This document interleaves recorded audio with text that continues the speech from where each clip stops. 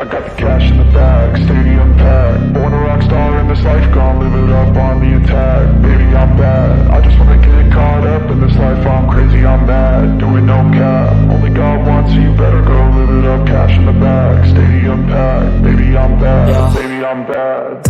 I just wanna stay bad, stay mad. Shit on my shoulder cause they treat me like an outcast. I ain't gonna take that, stay back. I'll be swinging hard till the hits come in all caps. I ain't gonna lay back, pray that someone's gonna help me. Ain't nobody like that. I ain't gonna wait, that's all fact. Give me one shot and I'll never get the throne back. I'm sick of being cautious, I'ma go cause some pain, can't stop this. I'ma steal everybody's lane, call it shoplift. Sick of hearing everyone complain when they thoughtless.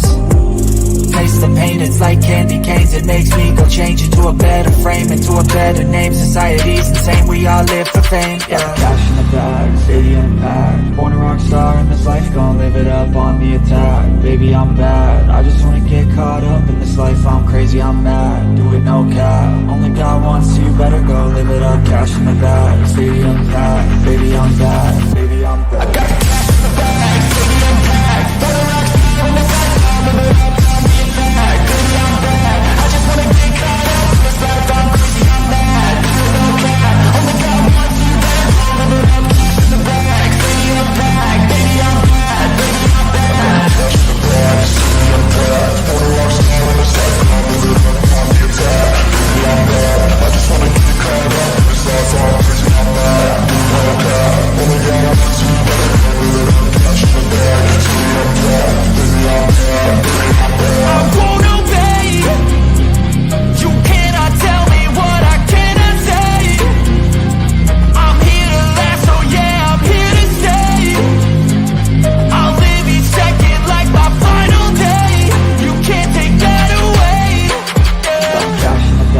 stadium packed. Born a rock star in this life, I'll live it up on the attack. Baby, I'm bad, I just wanna get caught up in this life. I'm crazy, I'm mad, do it no cap. Only God wants you, better go live it up. Cash in the bag, stadium packed. Baby, I'm bad, baby, I'm bad.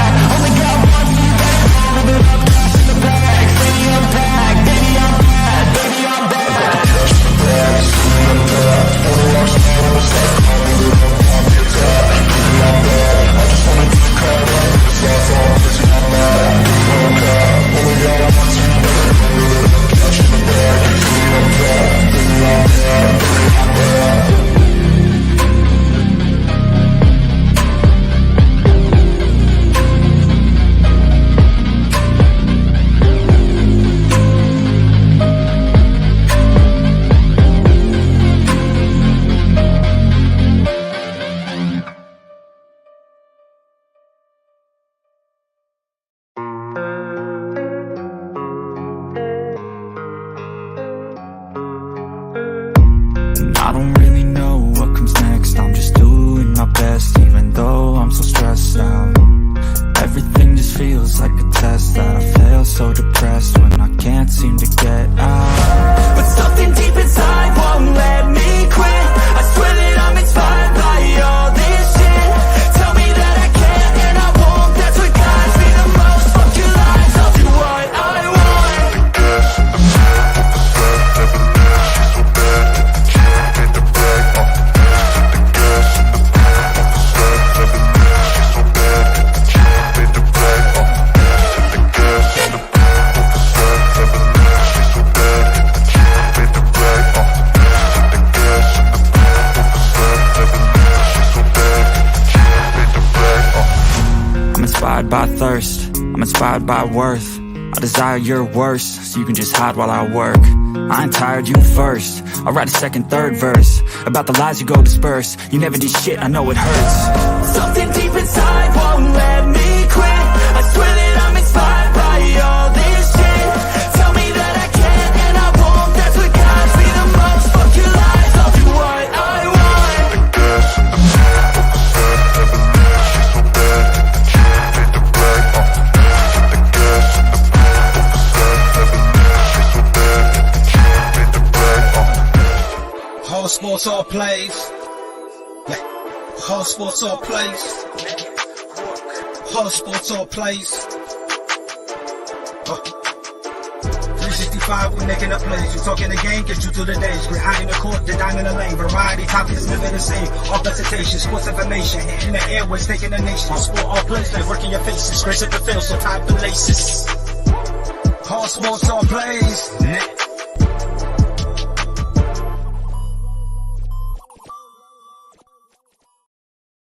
Good morning, people. It is College Breakdown. It's on the All Sports All Plays Network. We are live on Roku TV. We are live on the Facebook. We are live on YouTube. We are live on Twitter. We are live on Twitch.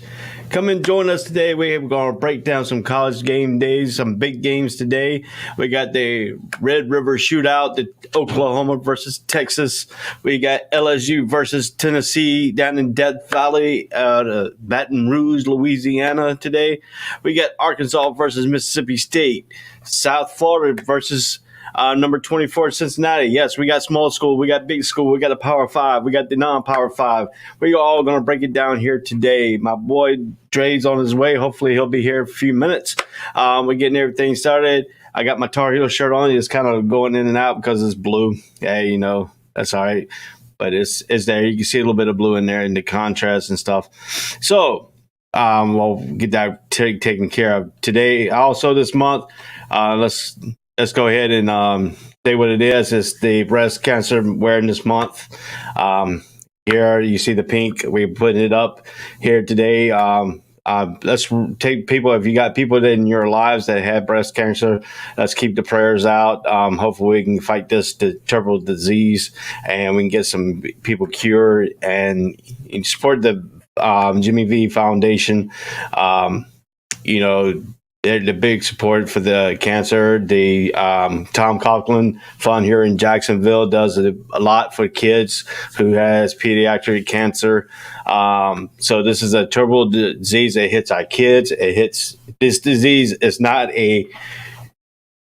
just an adult. It's also for kids. We'll get it to pediatric cancer. So let's remember everybody who had cancer. I have some friends that had cancer and stuff.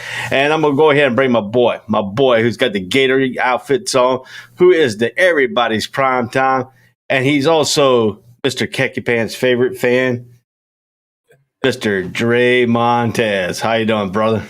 What's going on, Ray? How we doing, my man? I'm doing good. I try to wear my Carolina shirt, but it's kind of going in and out with the blue. Oh, we'll be okay. We'll be all right. But I was just talking about this is Breast Cancer Awareness Month. You got the pink out, you know, for that support. I got some friends who had breast cancer, and thank God they're cure. You know, they're having them recess, so I'm glad for that.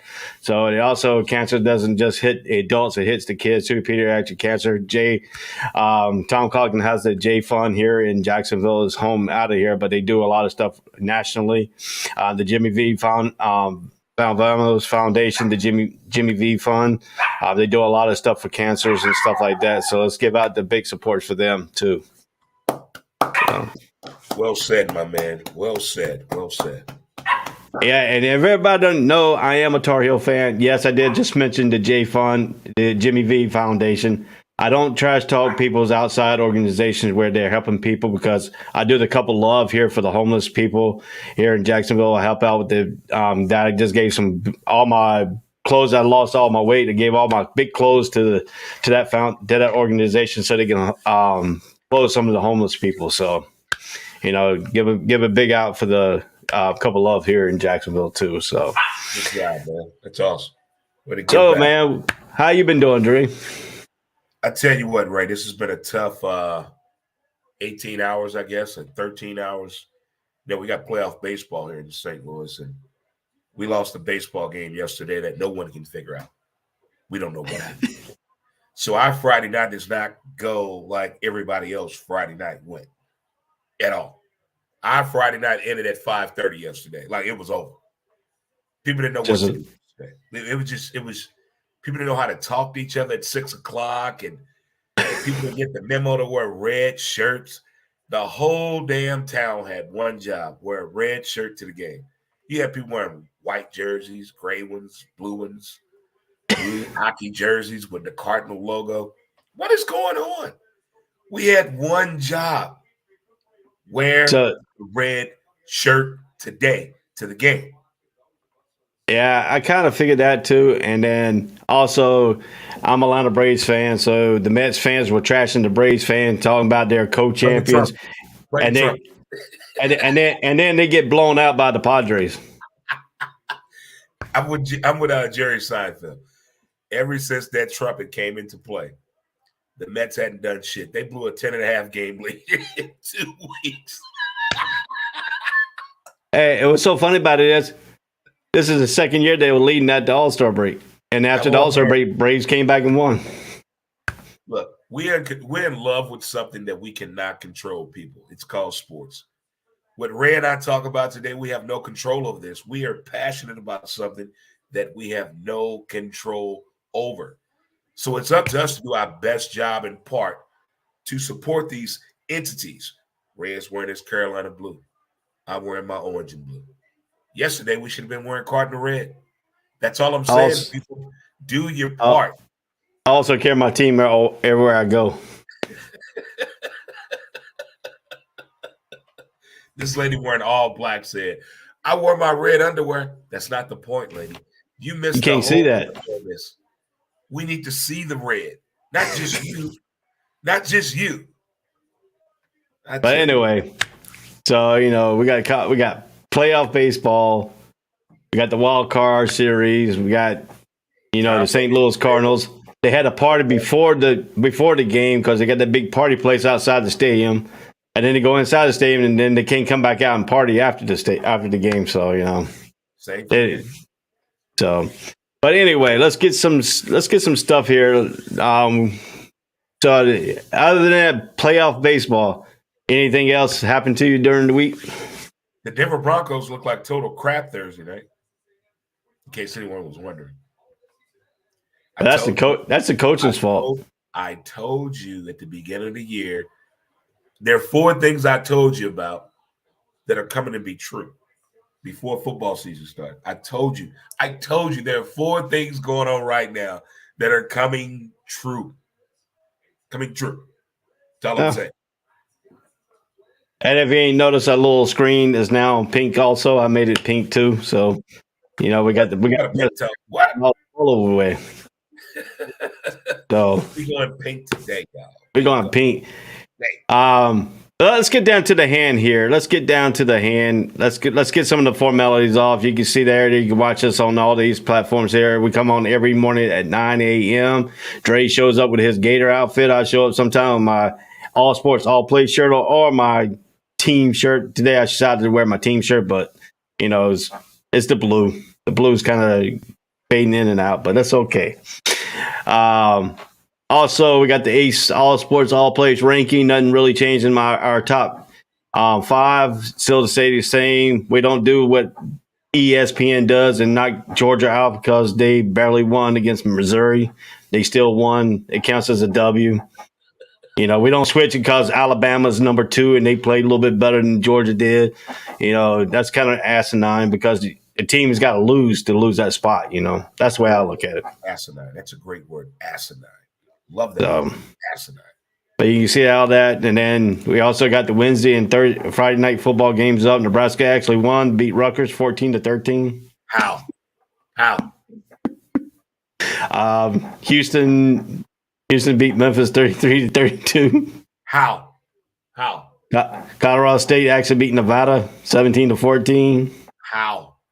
And then the running Rebels ain't running in football because they've lost San Jose State 40-7. I am convinced coaches gamble. There's no way Nebraska won that game. It's just and they won. They won by 1 point. You know what? What can you say? This is my last year gambling in college sports. This is it. I'm done. This is my final year. Some things I'm not gonna let go. No. Also, if you want to support us, send some stars. Stars will earn more content. We can add more stuff to our shows. It costs money to run this organization, but we like to bring the content to you. You can show us some support. Send us some stars on Facebook. Pay us. So pay us for what we do. You know, and if you do own a company and you want to sponsor this program, Hey, hit us up. We'll take a sponsorship too. You know, hey, you got some swag here. We'll wear it. I'll yeah. put the shirt on. I'll rep your logo. What else? Only shirt I won't wear is State or Duke. So, Ray, what if there's a company? What if Duke Energy reach out to us to electrify? yeah, but it won't. But you see, the problem with that is, they don't wear Duke colors. You're right. You are right. I think it's white, orange, and black. If I'm right. Yeah, like Duke mayonnaise is yellow. Duke's Duke Powers is it's like a light blue, white. Been a minute. Yeah, but you know Duke Mayo, they wear yellow and black. So you know I've never done this before. I got to promote my own show. I'm gonna promote my own show. Go ahead. There it is. So get your phone. I'll get your clicker. Go ahead and QR code at. It's upside down, bro. Hell, you can still get it. Shit, I hate being blind. There we go. There you go. There we go. Get that QR code. Hey, if you scan that in, send it to me. I'll put it in the thing, then we can bring it up. There you go. There you go. I got it right. Well, I tell you what, I hate being blind. There you go. If you scan me that, I'll put it in our thing next time I can bring it up on the big screen. That's what she said. We're gonna put it in our thing, Daddy. But yeah, we're gonna get started here. But let's take a break real quick here, get everything set up for the college breakdown and show our record from last week. Thing. You didn't have a very good week. Hey man, let's put the record up. You mean put the record up now? I know what I did last week. That's your last week's score right there. 31-24 to 38-17. I don't see it on the screen yet. It's up there. Top part. Okay, I see it now. That's your last week's. Oh man. This is the overall. Oh, come on, Drake. You're better than that, baby. Come on. That's atrocious. That's egregious behavior. I have 100 losses already. Well, yeah, I got 85. So, well, everybody in America know what this sound is right here. Everybody knows. There it is. That's the type of day this gonna be. Yeah. Dre, you need a couple more drinks after that. The way my baseball team played, the way my football team played, Ray, I need therapy. Somebody help me. 1-800-CALL Dre. Hey Dre, since you're in Missouri, you know your Gators play in Missouri today, right? Yes, I was supposed to go to the game today, but I need to have. I should have been cloned. Well, my parents should have made a twin or triplets. There are 3 things I need to be in right now, and I cannot do them all. There are a few people that are mad at me. Well, I'm sorry. Get over yourself. Get over yourself. Hey, that's all right. You got a college breakdown today. That's right. When they mad at you for something they want you to be a part of. What about my world? You know, hey, we have fun on this show. You know. You know what? So let's take a quick break, get everything set up, and then when we come back, we'll go to your favorite place, Khaki Pants, Michigan at Indiana. So get your stuff ready for your Khaki Pants, man. Already. Coffee break. All right. We'll be right back after these messages. Whole sports all plays. Whole sports all plays. Whole sports all plays.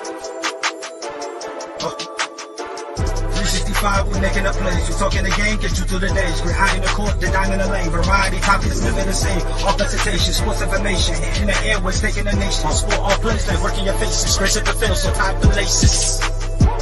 Whole sports all plays. Whole sports all plays. Network.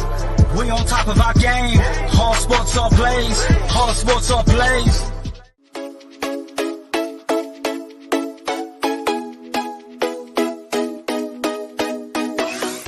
What did you say? I said Kobe Bean Bryant has been overrated ever since he passed away. Now, I'd say they could lose about 4. But I don't see them losing 5. You know what I mean? All sports, all plays. All sports, all plays. All sports, all plays.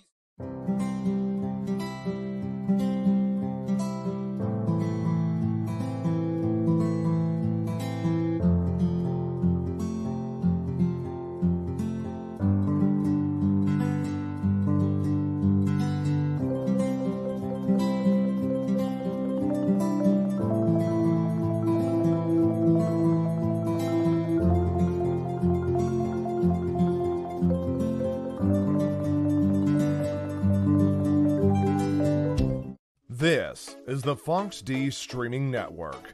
Register to come on our channel at foxdnetwork.com. Welcome back to the All Sports All Plays Network. I am Ray Cruz. My host is still going to get his refreshments. He's kind of out of whack a little bit today because St. Louis lost, and then he's got to worry about his Gators playing Missouri, who played great against Georgia last week. So once we get him back on that, we'll break down the Michigan-Indiana game. I'll go ahead and set the mood for this game. This game will be played at 12 high noon on the Fox network, on Fox local channel. Your Fox local channel should have this game for you. If you're a Michigan fan or an Indiana Hoosier fan, number 4 Michigan will take on Indiana, which is 3-2. Michigan comes in at 5-0. The matchup predictor on ESPN Power Index has Michigan winning 92% to 8% to Indiana's chance of winning. J.J. McCaffrey is the quarterback on record for Michigan, who has had a great season so far, 66 out of 84, 848 yards and 6 touchdowns. Bazelik for Indiana has 130 completions out of 246 attempts, 1,394 yards, 8 touchdowns, 5 interceptions. The touchdown to turnover ratio is very, very high. This Indiana team. He cannot afford to risk any mistakes today against Michigan. Indiana will have to play a perfect game. The Russian attack will be led by Corum, who is 93 carries, 611 yards, and 10 touchdowns for Michigan. And we got Shivers, who carries the ball for 78 carries, 345 yards, 4 touchdowns for IU. And the receiving for Michigan, 19 receptions for Bell with 269 yards and 1 touchdown. And Camper has 33 receptions, 418 yards and 1 touchdown. So if you look at this, the quarterback advantage should be Indiana, and the receiving advantage should be Indiana, but the running goes to Michigan. And Dre's my boy is back. Let's bring him back on here. So Dre, you're in love with khaki pants, man. So does Indiana have a chance of winning this game today, in your thoughts? I think the first quarter is the most approachable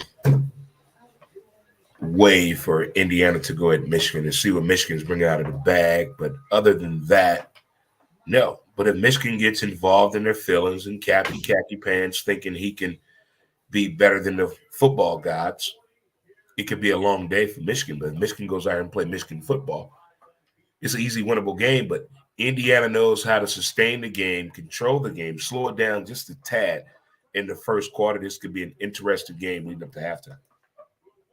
I agree with you, too. The Wolverines have won 17 out of the 19 with losses coming against the top 10 opponents. And the second straight Big Ten title, another potential playoff berth in the mix for Michigan. Michigan cannot afford to lose.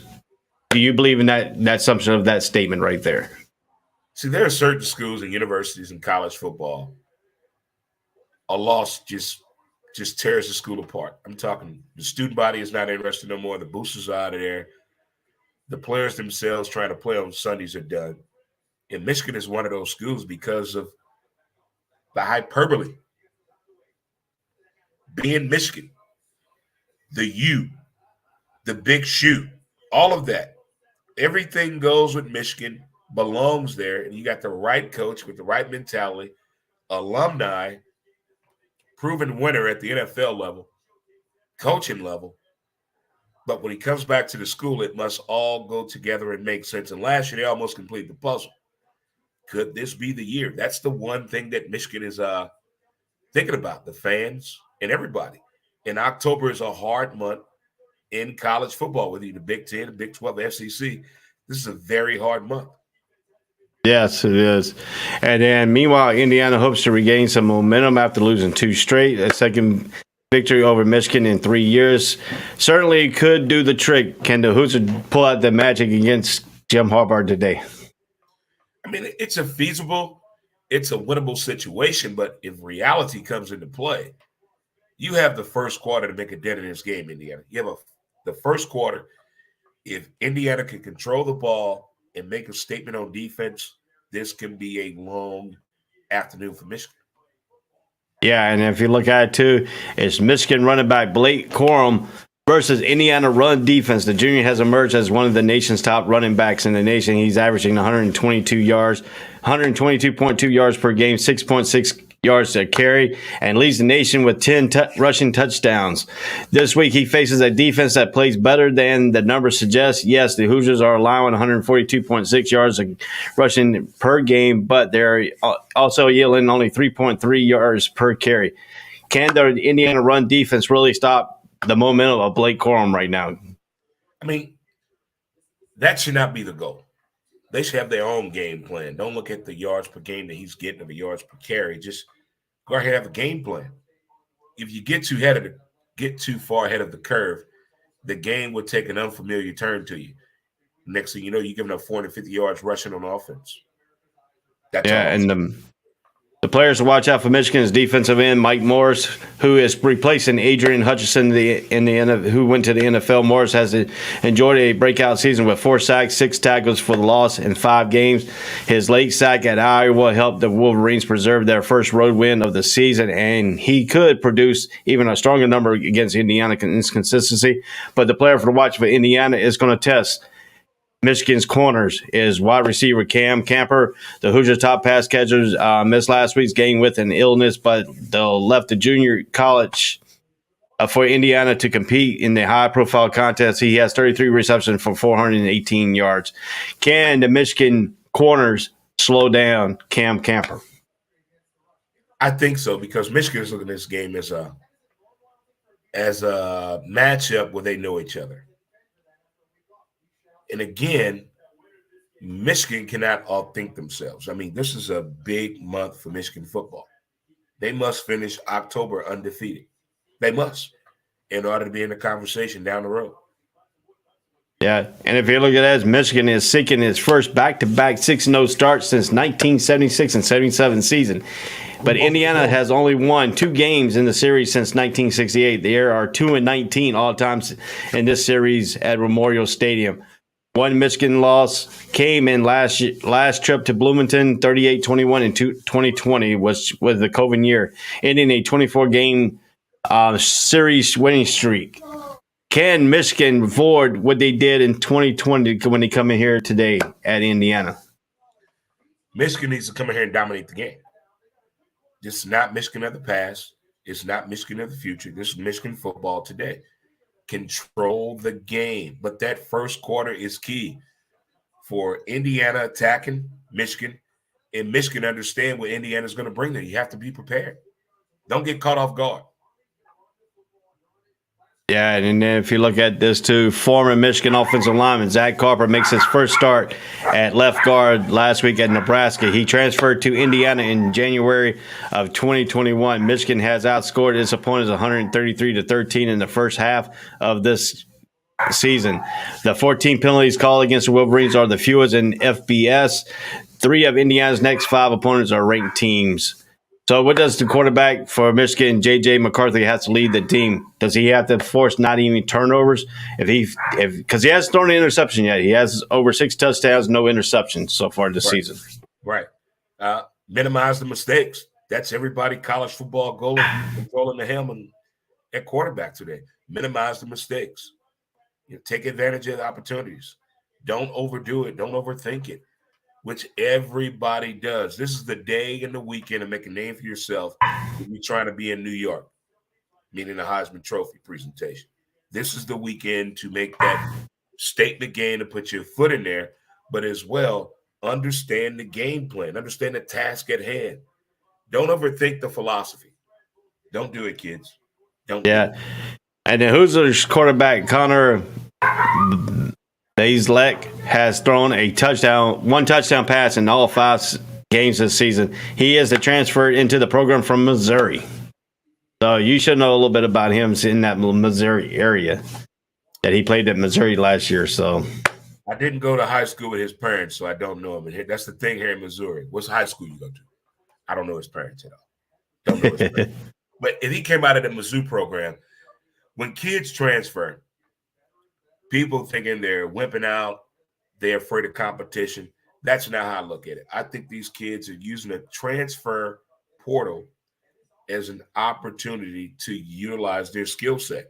They're going into a program that fulfill their needs and opportunities. That's how I look at it. You're going somewhere, you just came out of high school. It makes no sense for you to go into a program with you don't understand none of that. It's going to take you 2 or 3 years to understand that. Go into a system you can fit into right away. I understand it. I can excel here. I can express my opportunity and explore them as well. That's what I think kids are utilizing it for. But no, I don't know nothing about this kid. Nothing. I had no idea he came out of Missouri. Yeah. Well, Michigan leads the series 60-10. So Indiana's only won 10 games out of 70 games they've played against Michigan so far. Michigan is favored by 22.5. I don't. Do you take that much. No, that's no. This is October, kids. No. So you take Indiana in the point spread? No, I'm still taking Michigan to win this game outright. But I'm not taking that 22.5. Hell no. That's too much. No. You got Michigan. Maybe 10. Yeah. They know each other way too well. Yeah, I got Michigan also too. Well, we'll go from this one Big Ten battle to the SEC, which you are familiar with because you are a Gator fan. We're going to take this. We're going to go to the Death Valley, which LSU says their Death Valley is the real Death Valley, not Clemson.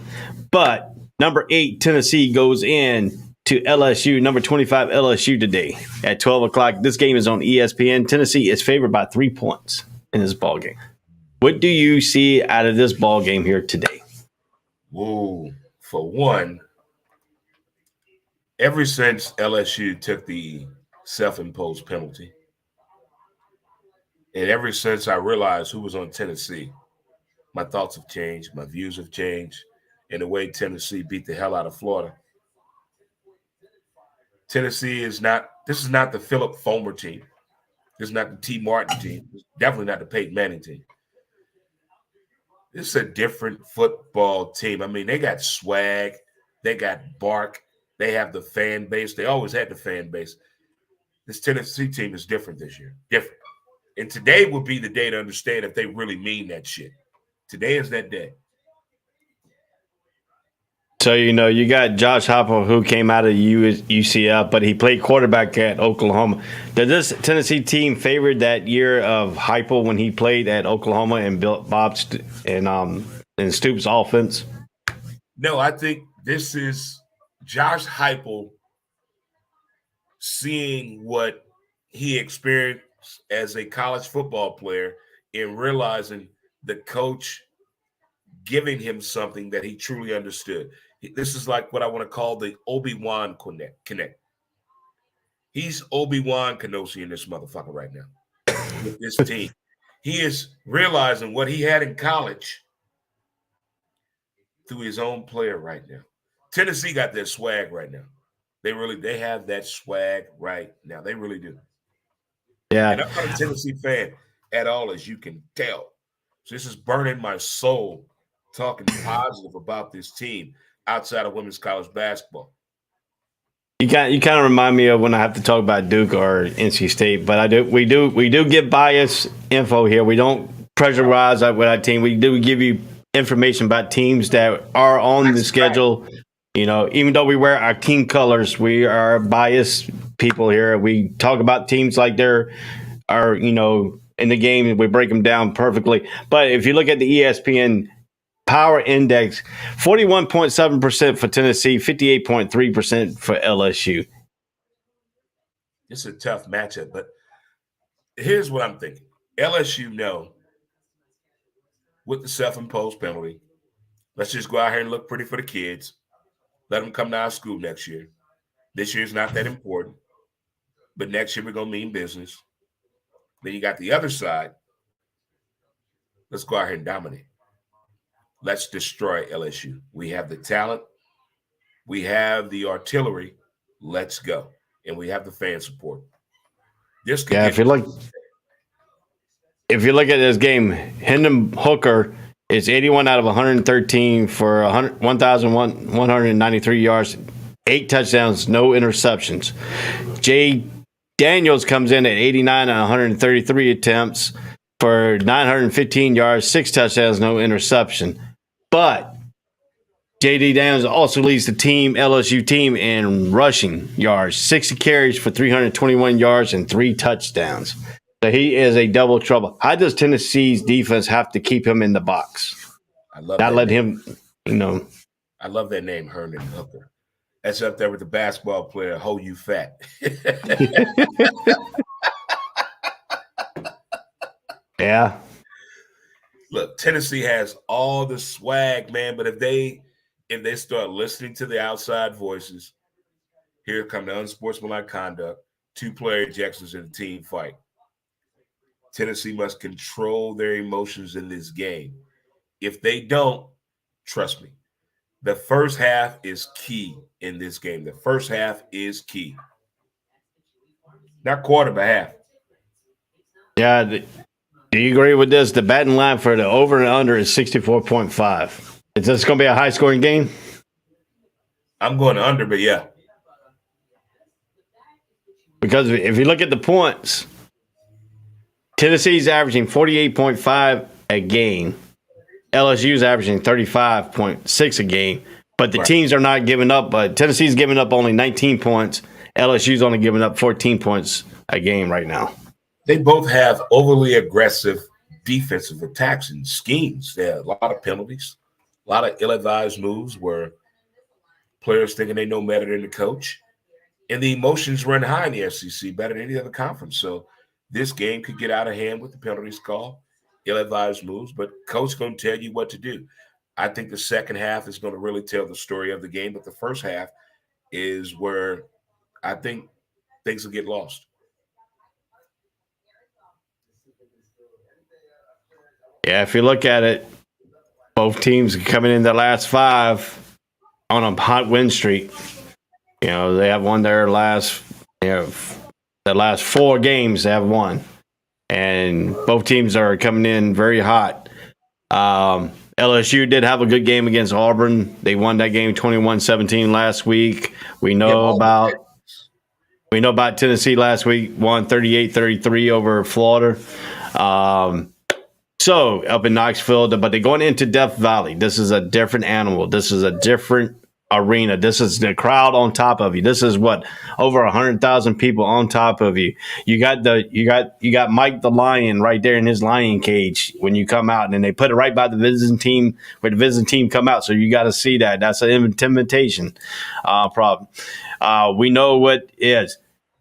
We know that Brian Kelly, which accent will he come out today with? Will he come out with the Louisiana accent, or will he come out with his normal accent? Because we know he likes to change his accents. I think Brian Kelly going to come out here and talk to the folk down in old banner the way they need to be talked to.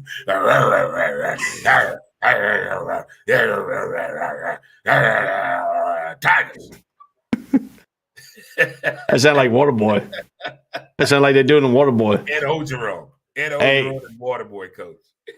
Are we going to see Brian Kelly do the nipple twisting thing like in that dude in Waterboy?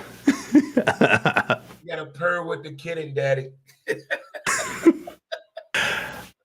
But the big thing, since LSU did the right thing, taking the self-imposed penalty, and when schools and universities do that in the season, the fan base understands what the school is going to go through. I'm not saying they're going to go out here and tank, but they still got to look pretty for the kids that want to come to the party next year, meaning the incoming recruiters, what the scouters are out there doing. We still got to make this thing here somewhere you want to come to. It's going to be a respectable game, very respectable game. But Tennessee has all that swag and all that hype. and the checkerboard is in the right direction. Yeah, if you look at this LSU team, you're not known as a explosive team, but get this, they came within the extra block of an extra point, rally the tie, Florida State in the opener. Stormed back against Mississippi State by outscoring the Bulldogs 31-3 in the last 31 minutes and scored 21 unanswered points to climb out of a 17-hole against Auburn last week. So LSU is not known as an explosive offense, but the last 3 weeks they have been explosive. So now Tennessee's got to think about, hey, JT Downs, who transferred out of Arizona State, comes in. He can pass the ball. He can run the ball. He's a dual threat. He's a true dual threat. Tennessee's an over-aggressive attacking defense that normally gets out of their marks. You have to play disciplined football. You have to stay in your lanes. If one person gets out of the lane and he gets around that edge, JT Daniels is dangerous. Yep. How good is JT Daniels going to be in today's game, and how good is that attacking defense can be disciplined with a running quarterback? That's a great point, Ray. That is a very great point. You got to play disciplined defense. A lot of teams cannot do that, especially in the SEC to me. And I watch more SEC action than any other conference. And Tennessee is one of those teams that could get overly excited on the play, thinking they know what's coming, anticipate the play that's coming. And one false move, we got an 80 or 75-yard scamper to the end zone, meaning give me 6, Daddy. But there's no such thing to me as playing perfect defense in the first half. You can't do it. Second half, yes. The first half, you're out here getting excited. Emotions are very high in the SEC. And knowing what's on the table and the expectations of Volunteers being Tennessee, they're trying to play perfect football. And they can't do that in the first half. Yeah, Brian Kelly came out with this quote, but you can't just rely on that play and play sloppy football and expect to win these games. Boom. LSU last week played sloppy football and they won the game against Auburn. That's not saying too much because Auburn's in a little of a sham right now with their head coaching and their fan base. They both took a sham. They took a self-imposed penalty, then it came out what's going on at Auburn. Yeah. So in that time, we know LSU's got the self-imposed penalty. That means LSU could be a dangerous team because they're not really playing. They're playing to ruin everybody else's chance. That's it. If we're not getting laid tonight, you're not getting laid either. That's how LSU playing football. That's how they should play football. Now, Tennessee has to worry about it because they went in, they played Florida last week. That was one of the big games they had circled on their calendars to beat Florida. How is that going to affect today's game? Could that be a hangover for Tennessee and Tennessee not really paying attention to this game? You know, I saw all the celebrations on Twitter and TikTok that the Tennessee Vols fan did last week by beating Florida. I saw all of y'all. All of y'all. You back there, you down there, Keisha and Nicole. I saw all y'all celebrating. Saw all the videos. No, I don't think it's a hangover. I think reality came back to earth with this team and the task at hand. I don't even think they're thinking about Alabama.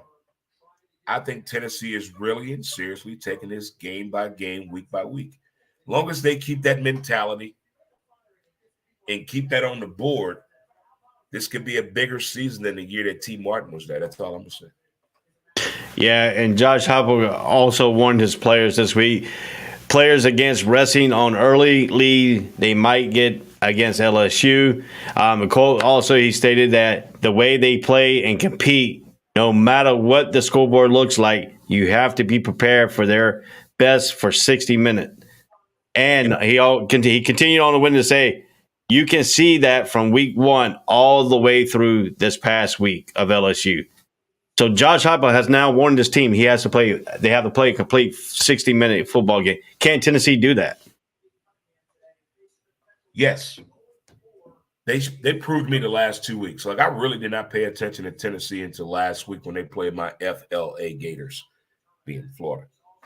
And I saw something, not just bad Florida football, but I saw the quarterback, Hooker. First time I ever paid attention to the kid. He makes smart decisions with the ball and with his legs. And that's the one thing we give quarterback's a problem for in college football. Whether running too much, running too early, not letting the play develop, throwing the ball too early. But I think last week he made grown-up decisions last week.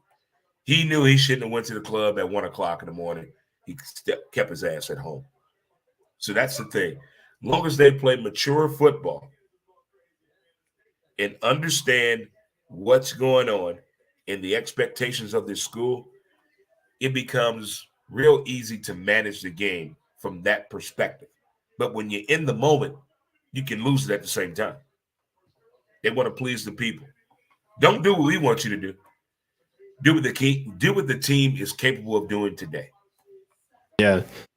And I agree with you too, because I watched Hendon Booker play when he played at Virginia Tech. What he did against Carolina that year, that they went up there and they had that 6 overtime game at Virginia Tech. Wild game. So you got one team is a high octane tested offense, and you got a one team that played last week, deflated air attack. LSU only had a total of 85 yards through the air against Auburn last week. Is that a concern for Brian Kelly this week? No, because Auburn's pass defense and Tennessee's pass defense is totally different. Totally different. The game plan changes. The coaching philosophy changes. You got to take what's given to you. And those options were not there last week. I don't think they'll be as vastly or widely open today. But you got to take what's given to you. It's an overused cliche. Take what's given to you. Understand the opportunities that are at hand. Don't go in unwanted territory, meaning throwing the ball over the middle. There are a whole lot of people right there. Whole lot of people in that middle. And each and every Saturday, we see college football players doing this, throwing the ball over the middle. There are 5 to 7 people right there.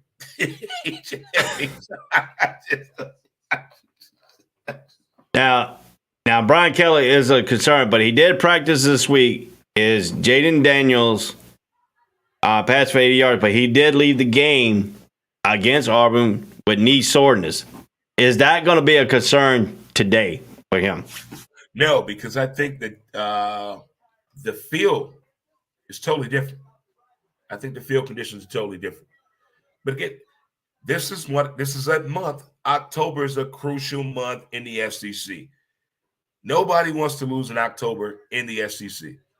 So we got to utilize the situation, understand opportunities when to use the players, bring them back when it's too early, but using their point when they're most important on the field. Are they good on third down? Are they better in nickel coverage? What are we doing here, Coach? Talk to me. Yeah, and then if you look at it like this, Brian Kelly is pleased that his quarterback hasn't thrown any interception, but he also told him he needs to be a little bit more aggressive. If he turns up the aggressiveness high in the world, because he's not very – I know when he was at Arizona State, he was not a very accurate quarterback when he was more aggressive. He's more accurate being not too aggressive. If he turns it and he wants to be more aggressive, that could lead some turnovers. Can Tennessee get Daniels to throw his first interception today? If he utilizes the outside routes over the middle, yes, it could be a problem for Tennessee's defense. But if they get him to throw the ball over the middle, oh my God, 6 turnover day. 6 turnovers. Easily. But you gotta Tyreek Hill this shit. Keep running. Just keep running. Keep running. He's also said that he needs to get the ball to the wide receivers because he said that wide receivers can make play. Is that true? Can their wide receivers make play? If you give any receiver the opportunity to get some yak, for those of you at home, yards after the catch, if they can get some yak, yes. And receivers love that yak. They love it. Nobody wants to just catch the ball and get tackled. Let me show you I can run. Now, this is a concern for Hendon Hooker's targets. Cedric Tillman had surgery on his ankle to help him recover more quickly, though Heupel said the receiver was limited on Monday. How's that a big concern for Tennessee if Tillman can't go? I mean, if that's his stomp and plant foot, a problem, again, the field conditions, turf, grass, artificial, all that comes into play when it comes to using your plant foot. But if he's the key component of the offense to get going, that could be an issue. But there's no way they did that they put the offense just around him, knowing his situation coming into today's gameplay. So if they just – Tennessee is the heavy favorite in this game. But I hate to be an overused cliche today, man, but the first quarters in the first half are key today. Not many teams playing their second half teams. Not many. Not many. Now, Kayshon Boutte, the wide receiver for LSU, who supposed to have been their biggest name, had an ankle injury last season, but so far he only has 509 yards and 9 touchdowns receiving. Boutte is eligible to enter next spring NFL draft, has played only in 4 games this season, and has 11 receptions for 97 yards without a score. How do they get him the ball more today? I think his name is Kayshon Boutte. I don't know who's naming these kids out here, but stop it. Stop. I'm going to call him Chris. So Chris needs to go out here and have a good game today. But turnovers will be a key today. Turnovers will be a key. Nobody's going to be able to hold on to the ball, run the ball today. And I see LSU coming out on the negative side of this one, having way too many turnovers running the ball today. Now, Brian Kelly also said, obviously, we're trying to get him the ball. He is getting in a lot of double coverage. Does Tennessee continue the double coverage today on Kayshon Boutte? Yeah, because Tennessee's defense, their secondary, showed a little zazz last week when they were playing Florida. I hate putting my team up under the bus again. They showed me some things on defense. I already know what happens on offense, but that defense really showed me that they can play nasty, dirty, bump and run, the coverage, help out over the top. They can read an offense. They do the read and react very good. So I think they're ready for it. I don't think they'll come out in a double coverage situation. No, that's too easy. So, who do you take in this football game? Based on what happened last week and what I saw, knowing Josh Heupel, I'm taking Tennessee in this game. I'm taking the Volunteers. Well, I'm going to let you get some of your wins back here. I'm taking LSU because I think Tennessee's going to come in with – I think Tennessee's going to come in a little bit of – I think Tennessee's going to come in with a little bit of a hangover from that Florida game. It always has happened when they play Florida. If they beat Florida the next game, they come out looking flat. I think that's what's going to happen today. I think Mike the Tiger is going to intimidate them when they come out of their locker room right there, because we know LSU puts the Tiger cage right by the visiting team locker room, so you got to run by it. So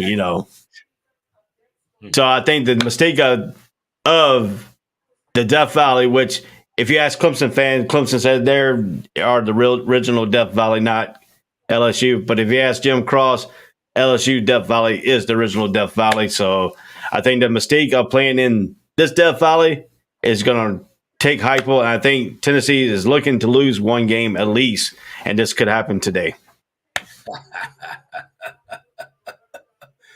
So you're saying Tennessee's going to lose? Yeah. Okay. All right.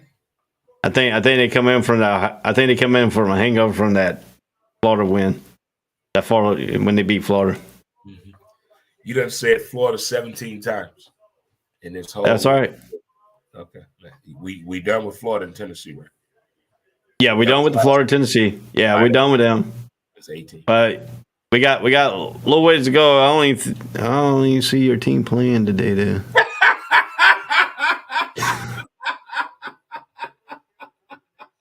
Let me stop playing with you.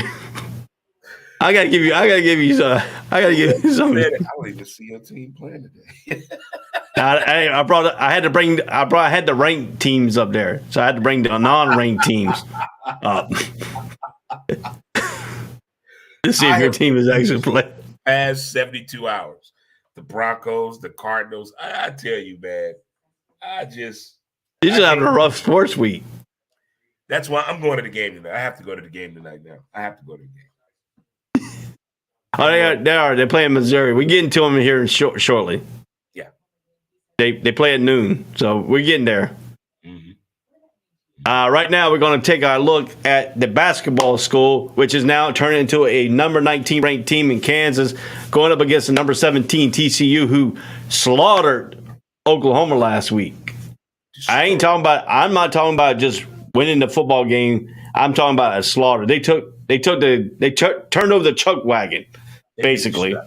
They beat them. They beat But- them in front of all their relatives. We're going to talk about this game. This is a very, very interesting game because you got number 19 KU, who's in some unfamiliar territory, rank. Now you got to rank. Now you got a number by your name.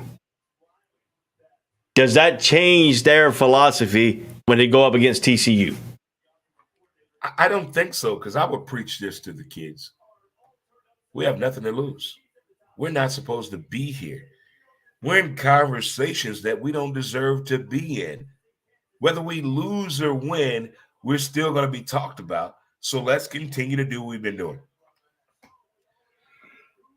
Well, ESPN is not giving too much to number 19 KU. They only giving them 32.9% chance of beating TCU, which they give TCU 67.1% because what happened last week against Oklahoma. And now the quarterback situation here, you have Duggan versus Daniels. Both of them come in very close at the same amount of numbers, but Daniels has one interception. Duggins does not, but he does beat Duggan by he does beat he's not even he's under 6 more yards, 14 more yards for Duggan in passing than Daniels. So they are pretty much on an even kill. Which quarterback performs today? Is it Duggan or Daniels? What I saw what TCU did last week was like Tecmo Bowl, video game, the way they were scoring. If you make a mistake, they're putting points on the board. I don't think TCU uses the philosophy play perfect. I think TCU says, let's go out here and take it. That's the philosophy. Kansas is in a whole different swimming pool going into this game. Both teams should have the approach, let's just play football and see what happens. But we both know somebody's going to get out of their character and get out of their zone and go ahead and do things they should not be doing. Call an audible that's ill-advised. Reacting to the ball on defense when coach told you to play the player instead of the ball. And I see Kansas having a field day with utilizing the advantages that TCU is going to give them. I look at it this way too. Sonny Dykes has built a winning program all over the country, from LSU, from Louisiana Tech to California to SMU, and now at TCU. Mm-hmm. Mm-hmm. How impressed are you with Sonny Dykes, who took over for Mr. Sweaty? And they don't have to use this. You don't have to buy too many more shirts now because the budget's now gone up to other areas they can now do because they don't have to keep buying Patterson's sweat, pants and clothes and all that stuff. So the Horned Frogs ranked in the top 25 for the first time in more than 3 years. How impressed are you with Sonny Dykes that took over this TCU team? I think Sonny Dykes got in the right situation. He found somebody that understands his language. It's just like being in a relationship. We all want somebody that understands our language. That's it. That's it. And that's what he found. That's what he found. He found his match. And not many college coaches do that or have that opportunity to get in a situation like that when they transfer or go in and take over a prestigious job of replacing a household name. And he did. He's in a very comfortable position. And then on the other end, Lance Leopold, is how good of a job has he done at Kansas? He's made these kids feel like they're not playing football. I don't know how he's done that. How do you not place the importance of the sport on the sport you're playing while competing. And that's what it seems that Kansas has done to me by watching this team, which I've only seen highlights. I may watch this game today all the way through to see what KU can do for me. Now, this guy for Kansas head coach Lance Leipold, he has won 6 Division III titles at Wisconsin Whitewater, but he did turn around the Buffalo in his first shot as a Division I head coach. But his job he has done traditionally down throttled Jayhawks 5-0, 2-0 in the Big 12 has made them an early front runner for National Coach of the Year. Do you agree that assessment? You think that Kansas head coach is the front runner for the Coach of the Year right now? I mean, right now, look, everybody's talking about Kansas. We're not talking about the basketball team or the soccer team or fighting the stairwell. We're talking about Kansas football, the Jayhawks. Yes, he is on the board. He's on the board. I'm not saying he's up top, but he's on the board of the Coach of the Year. And now, how much pressure is this on? Because now Jalen Daniels, the quarterback for Kansas, is now in the Heisman Trophy contender talk at quarterback. How much pressure is that on him now than it was beginning of the season? Well, this is Heisman step-up weekend.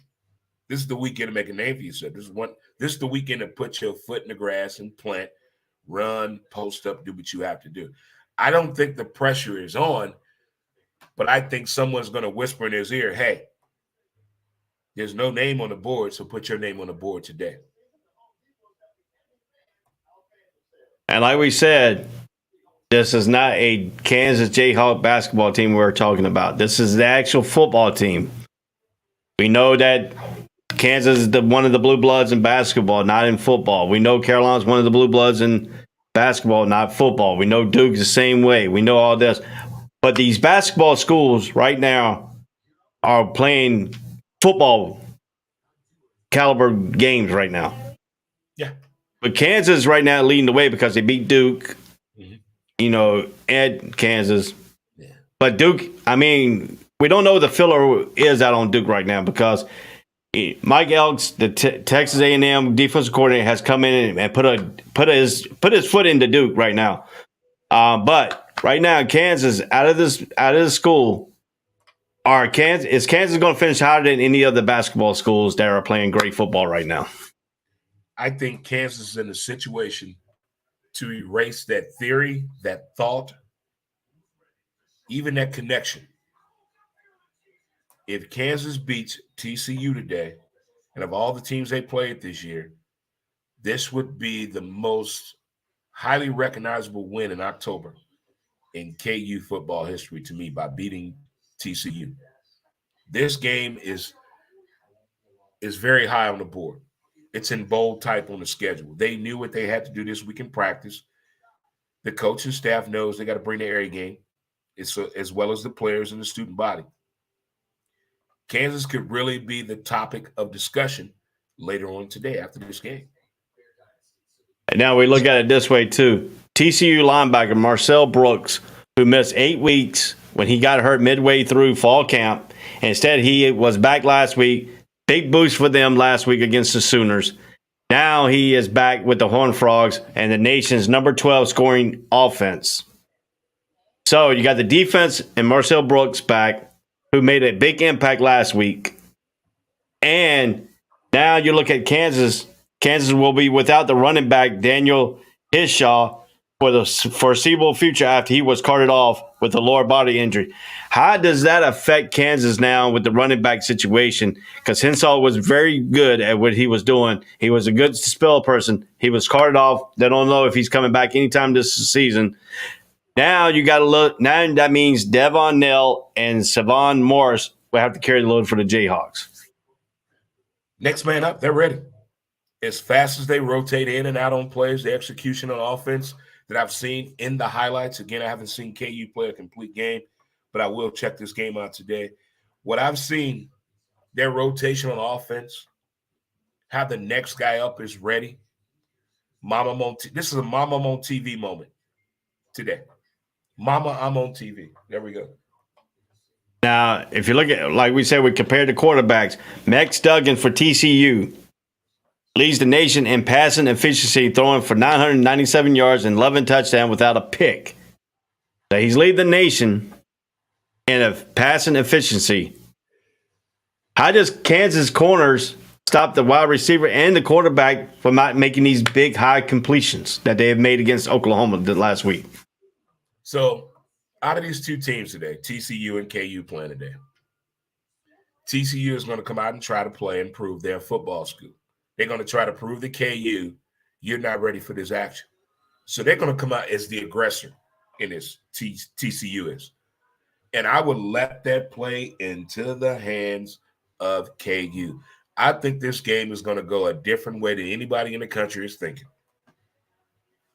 Yeah, and if you look at it this way too, Sonny Dykes has warned his players about Kansas quick early leads, but TCU has not trailed in the game except for the first 24 seconds of the second quarter of the home opener against Colorado State. Just think about that. They have not trailed since the second quarter of the first game, 24 seconds against Colorado State. Now, if Kansas get the lead on them, how would that affect that mentality of TCU? I'm not even bringing that up with the kids. I'm not even bringing up that stat, that thought. I'm moving forward. If I'm TCU, I'm attacking early. If I'm KU, I'm going out here and trying to prove to everybody, look, this is what we've been doing these past few weeks. Let's continue to do it. That's how it should be done. Yeah, the Horned Frogs running back Kendrick Miller leads the active Power 5 players at 7.43 yards per carry for his career, but he'll be facing a subtly stingy Kansas defense that held Iowa State to 26 yards rushing last week, the fewer yards allowed on the ground by the Jayhawks since 2009 against UTEP. So how does the running attack control Kendrick Miller for TCU? How does Kansas defense control his running ability? Man, they have to be fast and understand the scheme, recognize it right away, because TCU is very tricky on the offensive side of the ball, confusing you on their pass plays, their play action, and that run. That offensive line is real quick with TCU because TCU strikes early. They're defensive aggressive, and that offense would do things you didn't see. Yeah. So now we're getting to the time. Who do you have in this ball game? Coming into this game, I had the Horned Frogs like a blowout win, like really destroying this game. But the more and more I think about this, who's more timid? Who is more nervous in this game? I think it's TCU, who has nothing to lose, KU. Who's going to come out here and play relaxed football? KU. I'm taking KU in this game.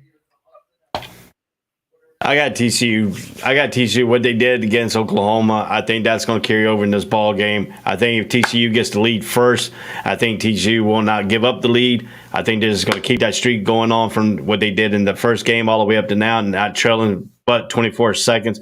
But then again, you are playing at Kansas. You are playing in front of I don't know if it's going to be a sellout crowd. It should be because the Jayhawks are 5-0. I don't see why they ain't selling at the stadium right now, but.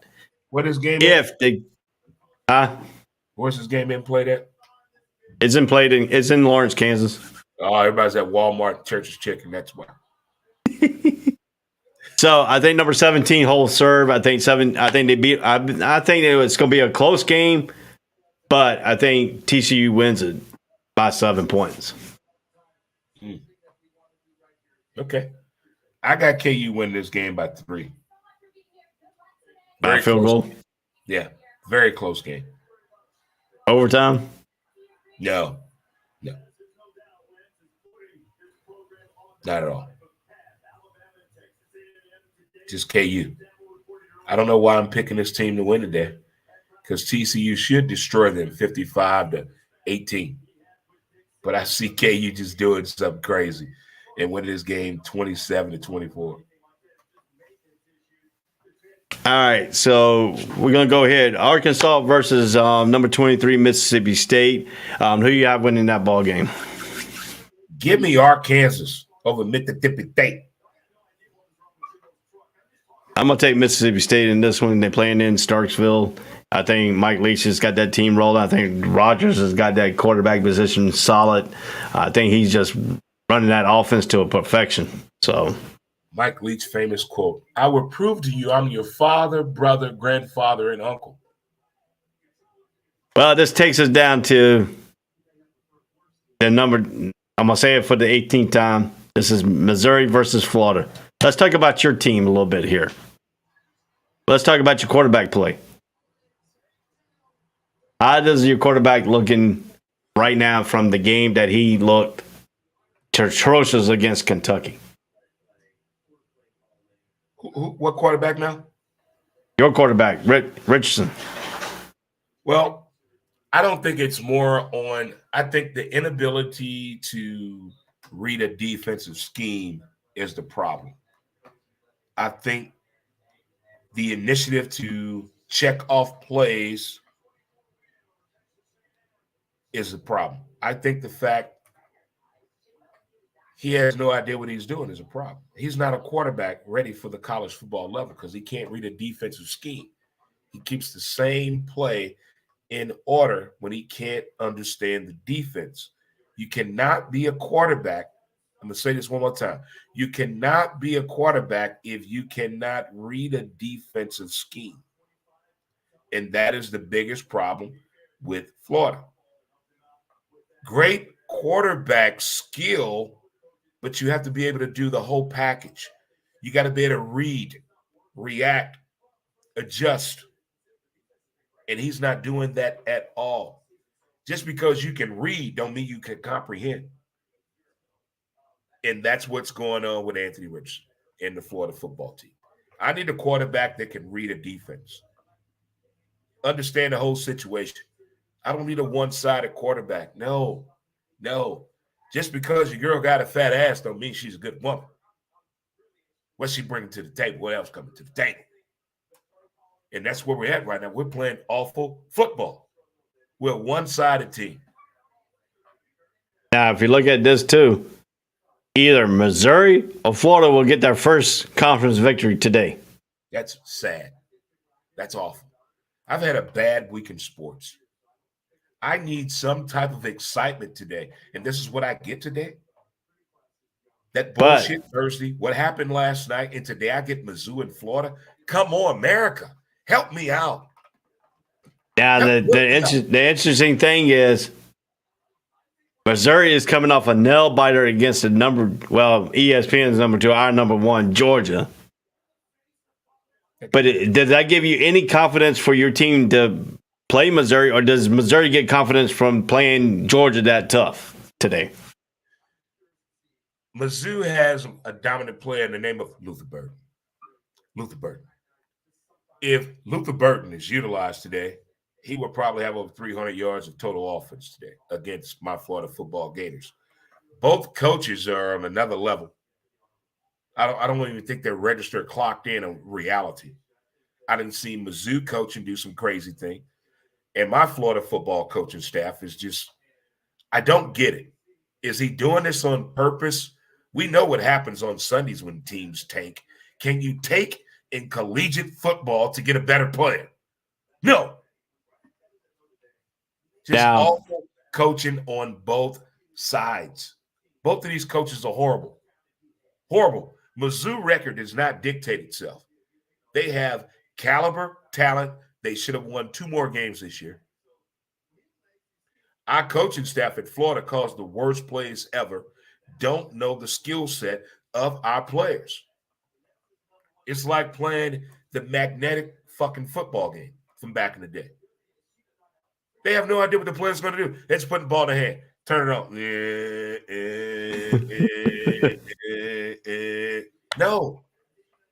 No. This is awful football I've been seeing. Awful. Now, linebacker Tyrone Harper, who transferred from Florida in January, has 32 tackles and ranks second in the SEC with 7.5 tackles for loss. He only trails Alabama star Will Anderson. Harper and his cousin, defensive line Tyrone Harper, both landed at Missouri after entering the transfer portal. Tyrone came from the University of North Carolina. So now they're playing with each other at Missouri. He played at Florida last year. He transferred in January. High-inspired football will Tyron Harper. Don't get it mixed up with Tyrone. Is Tyron Harper, who played at Florida. What kind of inspiration will he have today against his former team? So obviously, their parents are sisters. Tyrone and Tyron. That's the best I can do. I have aunts that name both of my cousins the same first name. 2 Damons. Damon Antoine and Damon Edwards. True story. True story. But no, I think that Mizzou is trying to prove to everybody they're a better football team than what everybody's thinking. But both of these teams are coming in here with what happened in the past. Nobody is understanding what's going on today. Mizzou is not a well-coached football team with a good talent. Florida doesn't have talent and a horrible coach team. There you go. Yeah. We talked about quarterback Anthony Richardson for Florida. He has at least 1 turnover in 4 consecutive games. The dual threat quarterback has flipped between fantastic and flawed from week to week, even the series to series. He played sparingly last week against the lower division Eastern Washington and should have fresh legs against the Tigers. I guess we can't hold on to the ball. We don't have no consistent running game. We're just confused college football team that happens to be in the SEC that plays out of Gainesville, Florida. And now Vegas got a prop bet. Does Anthony Richardson throw another interception to continue his 5 consecutive turnover streak? Yes, it'll be a pick 6 today in the first half. Easily. The kid cannot read a defense. It's not his fault. It's these coaches that have these kids with all this athletic ability, but not showing them how to read a damn defense. It's not his fault. It's not his fault he can't do long division. It's the teacher. Yeah. And if you look at this too, if it comes down to a field goal kicking, Missouri has a kicker, Harris Melvis, who is only the kicker in football subdivision with 3 field goals from beyond 50 yards. He has hit from 52, 52, and 56. So if it comes to a field goal and if it's that long, Missouri has the advantage. But he's also tied for first nationally in per game with 2.6 and tied for third in makes per game with 2.0. Missouri Dominique Lovick leads the SEC receivers in yards for 460 yards per game with 92 yards a game. Is that going to still hit for Lovett? Will that hit today? Will he continue to 92 yards per game average in receiving today against your Gators? Yes, easily. We're too aggressive on the outside. Middle's wide open.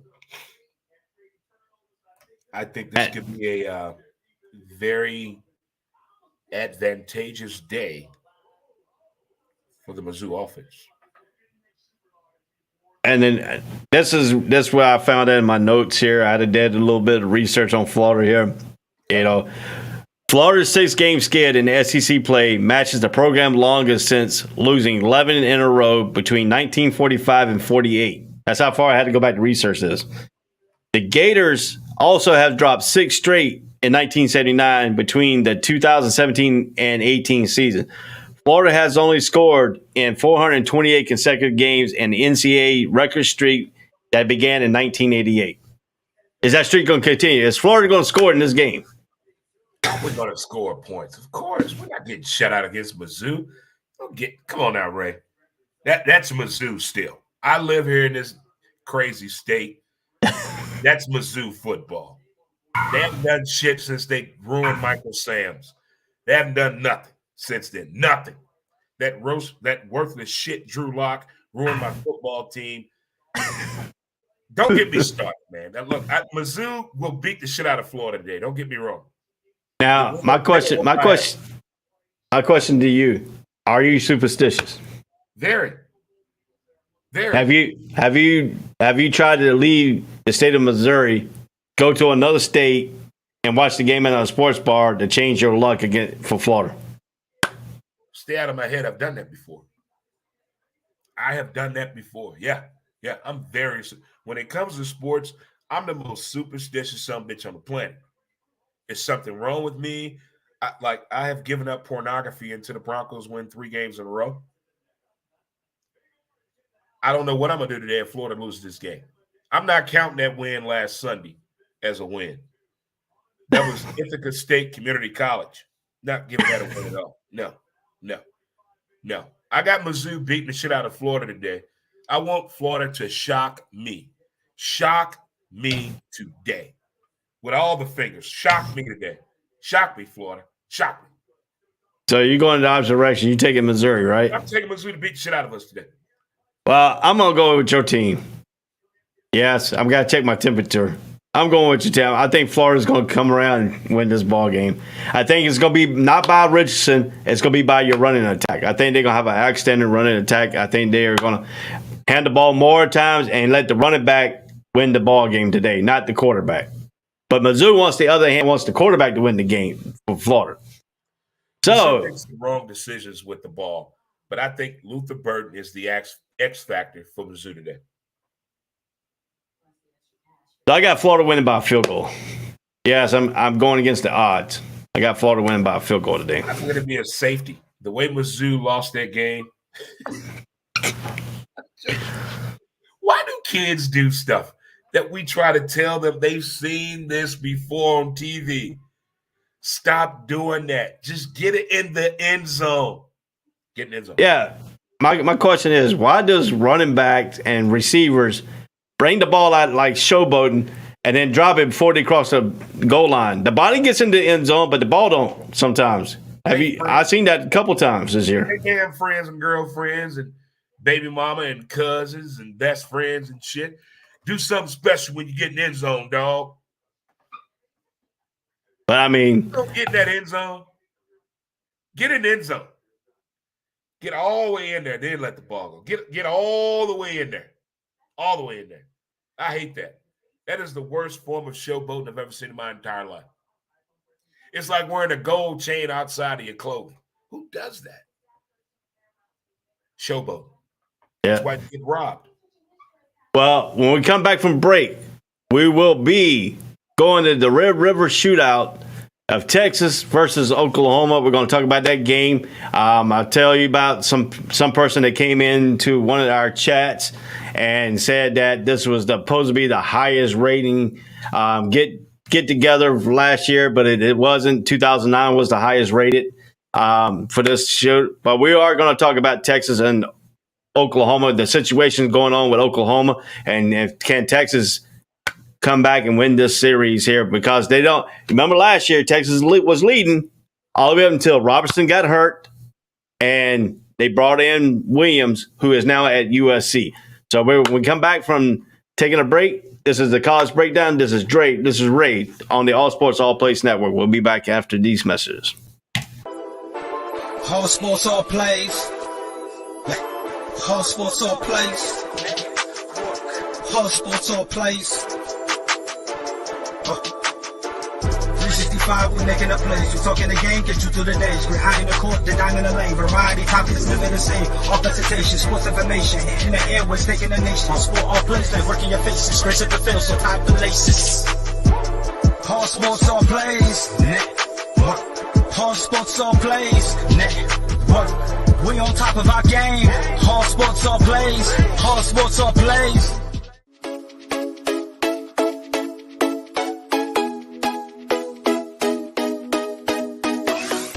What did you say? I said Kobe Bean Bryant has been overrated ever since he passed away.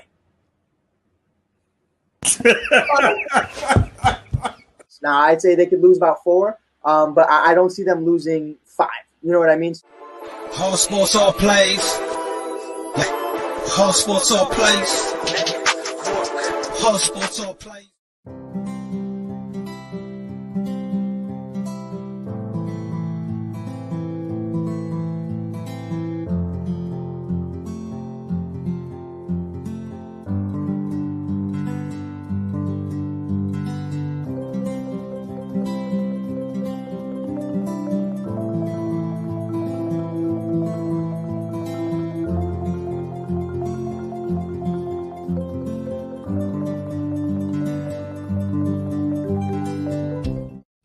This is the Fonx D Streaming Network.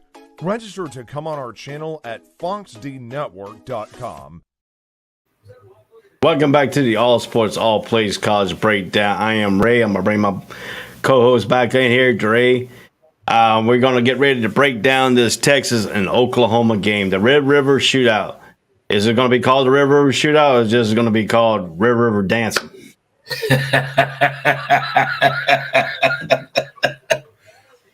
This is like a huge game with these two schools, and considering what's the expectations of the future with both of these schools is just crazy.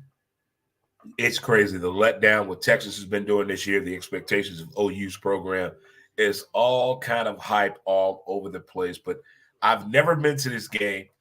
I thought I was going this year, but I'm putting this out there on the Antlers. I'm going to this game next year. I'm going to this game next year. I tell you what, if you go to this game next year, I'll see if we can get tickets together. We'll go and we'll broadcast from the state fairgrounds at this ball game. It's just something about these two teams and this matchup. I just love the fan base. I love the history of the two schools, the anticipation, the expectations, and the final outcome. I think this game could probably go 3 or 4 overtimes. Now the question is, we know this is played at the Cotton Bowl area at Dallas. We know about the State Fair of Dallas is there at the same time. This is the main attraction. And we know that the Sooners fans are chomping at the bit to resurrect their 2-game losing streak for the first time in school for a long time. You know, it never happened to Lincoln Riley. Now it's going to happen to, Mr. Venable. Right.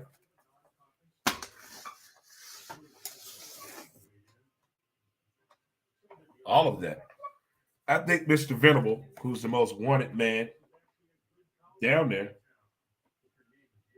far as the coaching aspect, is the resurrector. But can he do it? I think the expectations for the first year is just a little bit too high. Let it sink in. Let's gather ourselves accordingly. Let's get it together. You went out on me right there. You back with me? Yeah, right now, I'm sorry. I should have warned people. Right now, my internet is probably a little spotty because they are working on the main line down here since the hurricane. They're adjusting people's lines and putting new lines in, taking it from the pole to underground. So, bear with us. If I jump out again, I'll apologize real quick. I'm sorry about that, but, my internet is. Apologize for a hurricane happening in Florida where you live at, affecting your Wi-Fi, okay? First of all, you're a hero for doing the show the past 2 weeks. Let's not forget about that, Ray. Yeah, thanks. But anyway, this is the first time in a long time looking at the ESPN matchup predictor that Texas is 68.2 favorite over Oklahoma, 31.8%. Now, does Brent Venables get his defense straight, go against Texas, and is Robinson going to dominate the game like he did that first 3 quarters until he got injured in that third quarter? That's when the game turned around last year. See, that's the thing. Inconsistency on the defenses in both of these games, both of these teams, always occurs in the second half. The inconsistencies really get exposed in the second half. Now, the injuries are part of the game. You got to be prepared. We never thought a third-string quarterback would get in a game as big as this matchup. Things like that don't happen all the time. That's a once-in-a-lifetime opportunity. Nobody ever thinks about the third guy being prepared and being ready. But the defenses in both of these teams have to be on point in the second half. They give up way too much in the second half. Way too much. Way too much. Now the question to you is, how do they keep Gabriel upright? Because he's been on his back most times the last 2 games. The offensive line is giving up sacks left and right. In this matchup, they know each other way too well, man. Way too well. They know each other's tendencies. They can anticipate everybody's move. You have to be on point in this game because the second half is really the tail of the tape every time these two teams match up in the Red River River rivalry. I'm going next year. Go on. Now, to give you a point here, Texas is averaging 36.8 a game. Oklahoma's averaging 37.0 a game. Oklahoma is usually averaging about this time about 45 to 50 points a game. But their defense, both teams' defense has given up over 21.4 a game, and OU is giving up 25.2 a game. That's kind of high right now. Is this going to turn into a defensive game? No, this is an offensive shootout. It's gonna be over 100 points combined in this game. Nobody plays defense in this matchup. Nobody. No. It's injuries and sustainability. That's it. Defense is not a factor in this game. Yeah, and like I said before we went to break, I had somebody to come into a chat saying that this is the highest rated game in college football, but this is not the highest rated game for this series. 2009 was not last year. He said last year was the highest rated out of this game. I want to state the fact right now. 2009, 8.7 million people watched this game in 2009 to Vice of last year of 795 million. Is that going to be lowered this year since the two teams are struggling? I think it may be higher because of the expectations of the future. I think everybody's watching this game and the fact that Venable, the man of the people, I'm thinking this game will be very highly watched. It's a great matchup. The name, where it's played at, the two schools, the history, the expectations. Come on. Now, I'm watching. You're watching.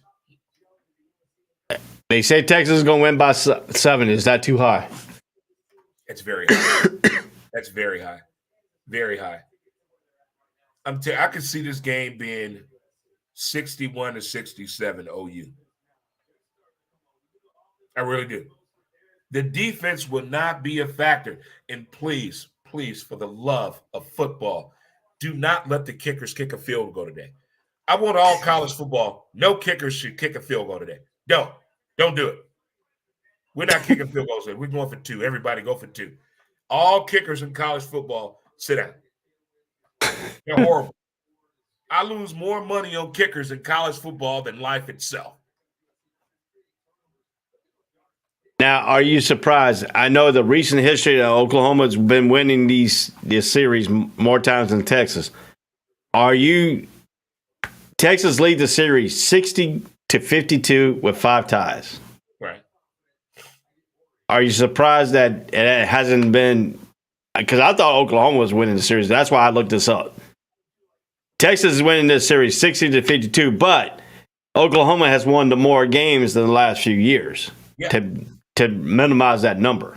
Yeah, they definitely have. OU has had the better school. Crazy mistakes and injuries have happened over the past few years, but OU definitely has had the upper hand in this. That's why this matchup and this Red River rivalry is so fun and great to watch. It's because no one knows what's going to happen. This is one of those, oh my God, did you see that game? Did you see that play? I can't believe he made that catch. And who is this guy? This is that game. But there's something about Oklahoma, man. I can't put my finger on it. And Texas is they got too much money and make too many bad decisions. Yeah, and if you look at this, Oklahoma is the long dominant power in the Big 12, is desperate to avoid an 0-3 start in league play in Coach Venable's first season as a Sooner. Looks disarray after 2 straight losses. Texas has climbed back into the thick of conference title chase with a win that would snap a 4-game skid against his longtime rival. They have lost the last 4 games in this series. Texas had the lead going all the way up into the third quarter until Robinson got hurt. When Robinson got hurt, that changed the complexity of the game. It also changed the complexity of the game when they went with Williams in the second half. Williams is no longer at Oklahoma. Right. He got up out of there. But Robinson is back at Texas. Mm-hmm. Does Robinson continue his dominant, what he did in that first 3 quarters against Oklahoma today? As they say in the South, what happened last year was last year. What happened 2 years ago was 2 years ago. We're talking about today. And I think OU There's a lot of things going on today in college football that exudes the expectation of the outcome. To me, I think probably 3 or 4 people will be fired by Monday. A lot of people going to change where they're going to school at. I'm not going there no more. I'm not going there no more, mama. Nope. I'm going to another school. This game has that potential to change the outcome for what's coming the next 2 years. Because of the transfer portal and kids don't know what they're doing and parents are letting them make their own decision, it could change the day when OU wins this game. Yeah.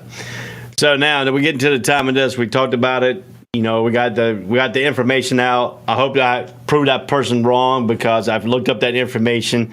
He came in trying to qualify my nation about football and about sports exactly. He didn't think I knew the number, but I came up with that. I showed him I knew the number. That last year's game was not the highest rated between these two teams. And I don't think today is going to beat that 8 million mark either in 2009. So to give the point out here, I said they might get over, about the number they had last year, 795 million people watch.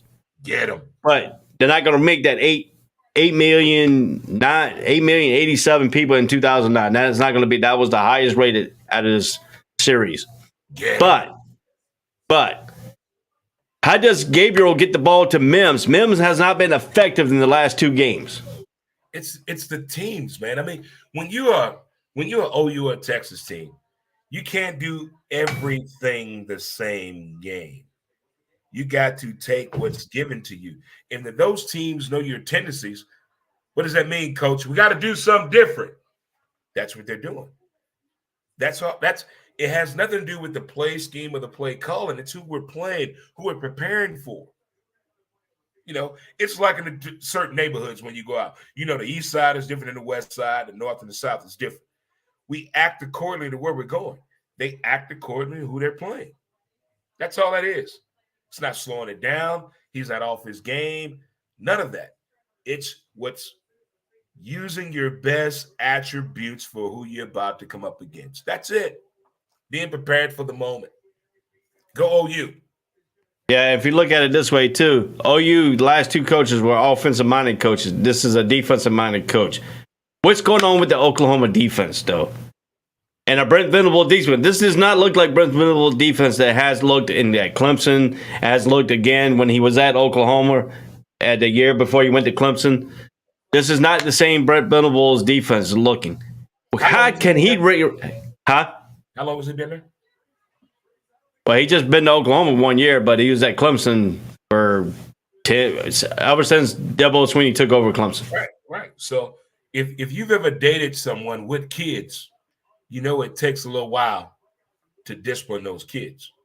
That's what all he's doing. They don't know him yet. They don't know him yet. They got to believe in him. He didn't make that statement known in spring practice because we can't do what we used to do back in the day. They listen to their family members and listen to the media. The kids are. This is the weekend for the kids to finally listen to the parent. There's date their mom. This is the weekend to do it. Now, if we look at this, let's take it back last year's game. Oklahoma won it 55-48 last year, but they rallied from a 28-7 deficiency on that game. They were down 28-7. They came back and won. The year before that, Texas came close. They won 53. Oklahoma won 53-45 in overtime the year before. Is Texas getting closer to get back the win against Oklahoma? And it is this today to do it. You're the best comedian ever. No. I think Texas is waiting for next year. They don't even want to play this football season. Texas wants so bad for next year to start. That's the problem with Texas. They're waiting on next year to start. I've never known a football school with so much potential not to utilize it now. They want to wait till next year, and Texas is doing that for reasons that we all know about. Yeah, and Rob Norris is asking this question. Is it possible that new quarterback for OU is a bust? Is this the beginning of OU not having a Heisman quarterback? It's Robert Norris, my man Rob. Quick question. This could be a new thing. This really could. I like this new kid here, but again, a lot of us fans want quarterbacks to come in and resemble something that we know of, other than letting this kid come in and do his own thing. That's the problem I think we have a lot in college football. I want this kid to show me what he has. Show me your skill set. Show me what you're bringing to the table and what you've learned all today. Let's go OU. Let me answer that question a little bit. Yes, it's going to be the stop of the quarterback for not having a Heisman right now. It might not be the stop of having a Heisman down the road. You know, OU can use the university and sell the university very well because they've been in the powers for a long time. But Gabriel, from last year, when he came out of UCF as a graduate transfer this year, he was injured last year. He missed the whole entire season for UCF. Right. With a very bad injury. We didn't know how he was going to come in and perform this year. He has performed good when the offensive line has given him time. If you give Gabriel time, he can beat one of the best quarterbacks in college football. But when he don't have time and he's under pressure all the time, it affects his throwing, it affects it going to Mims, it affects it going to everybody. He doesn't have time to get his progression. And if you watch the last two games, especially the last game, TCU put pressure on him all game long. He had to turn in, moving him out of the pocket. He didn't have time to get to Sims. They double-teamed Sims, so they had to go to somebody else, which was a great game plan by Sonny Dykes in that thing. But today's game is going to be a little different because we know Steve Sarkisian likes to leave his corners on a freaking island all game long. They do not double-team the best guy. This year, they could go to the double-team because Oklahoma don't have that other wide receiver. They don't have the other wide receiver to help them out like they did last year. So if they go to a cover this game and roll their coverage and get pressure on Gabriel, Oklahoma's going to have a hard time moving the ball down the field. That's my perspective in this. But to answer your question, yes, he's not a Heisman quarterback. No, he's never been a Heisman quarterback. No, not at all. But he is a winnable quarterback. He has shown he can win games when he was at UCF. UCF was undefeated until he got hurt. That's when their season fell apart last year. When I see my quarterback being pressured, being hurried to throw, I want to adjust that skill set in practice for the next week. Hey, let's put in 4 to 8 plays with a quick release. Let's work on that. If I see in the film session, offensive line is doing its job. 4 seconds is a long time, kids. That's a long time. And you still got the ball, something's wrong. Let's adjust these plays. Let's make some better routes. Let's go, QB coach, receiver coach, offensive coordinator. Let's all get together right now and fix this shit. Yeah, and to answer that question, I think a lot of schools miss, man. They miss a lot of because they're trying to get into this is the most prevalent week to get your name on the board for his Heisman Trophy. Let's get right. on the board. This is the weekend to do it to get on the board. And then pick your point that part up. When you mentioned 4 seconds, yes, this is a long time. But if your offensive line is giving you that 4 seconds to throw the ball, that means your receivers, if you get sacked after that 4 seconds, that means your receivers are not getting open. That means the receivers that can't break away. That's another issue for Oklahoma. Only one wide receiver has been getting away from that corner. That's Mims. But when Mims did that, they played a too high safety last week over top of him. Right. So that means he breaks away from the corner. That means the safety is coming up. And if he's in that right spot, not a broken coverage, that's a coverage sack. And if it goes past 4, if you go past 4 seconds, that's a coverage sack. Yeah. If you don't have the 4 seconds, that's your offensive line problem. Right. But right now, Brent Venables, offensive coordinator, has not shown me that he can adjust what's going on with the passing game. At all. I need consistency today at Oklahoma. Show me that you utilizing everything we've worked on in spring practice, our weekly practice, our progressions from learning from week before. Show me today. There you go. Show me your work. Show me your work. So, who do you have in this ball game? 2 weeks ago, I had Texas beating the hell out of OU. But I got OU. OU. I'm going opposite of you. Texas has been close. One game together so far, buddy. One game together so far, and I like that. I'm liking that. I'm going with OU in this one. Let's go Sooners.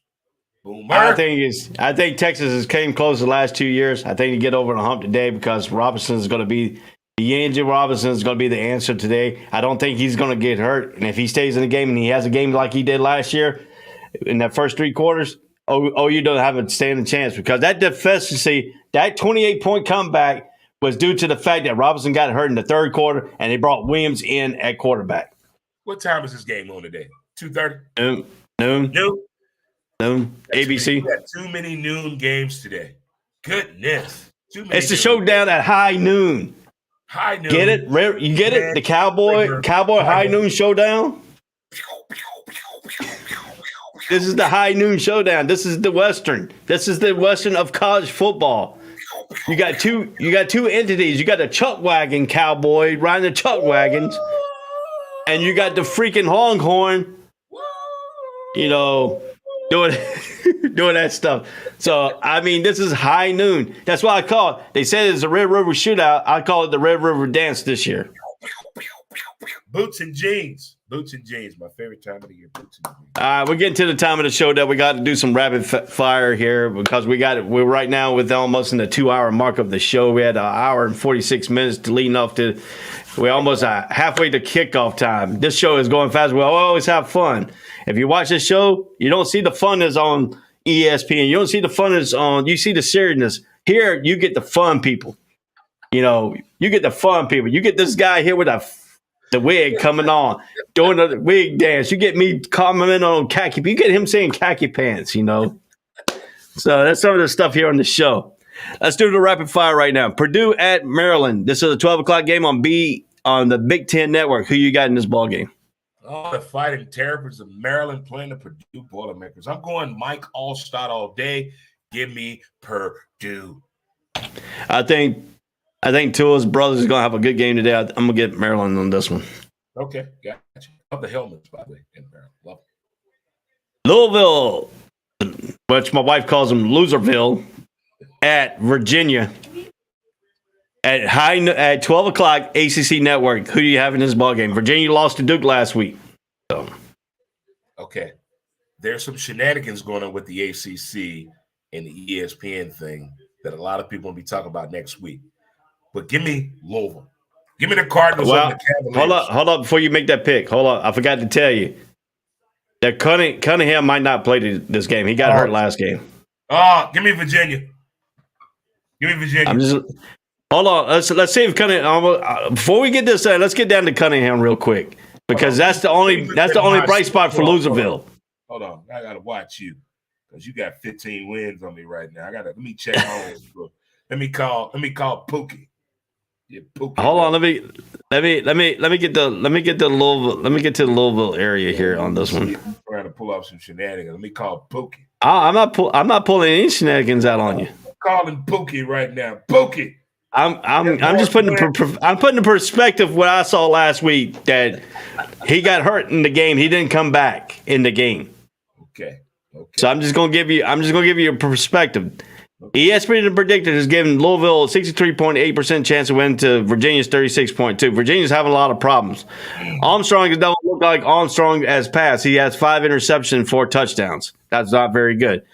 Malik Cunningham has 3 touchdowns with 3 interceptions. That's not very good. Not at all. But let's look and see. I'm trying to find the injury report on this game because I'm sticking with Louisville. You gonna stick with him? I'm sticking with Louisville. From Louisville. All right. I'm almost. I don't know. Scott Stadium. I think Virginia will win in Scott Stadium. I'm just gonna keep. I'm gonna give you a chance to catch up. That's what I'm doing. As long as I can ride to the game with Bobby Petrino. Hey, last week I started off ugly at the noon games. And then by the time 3:30 rolls around, I was winning. I won every game in the noon games but one. Then afternoon, I lost every game.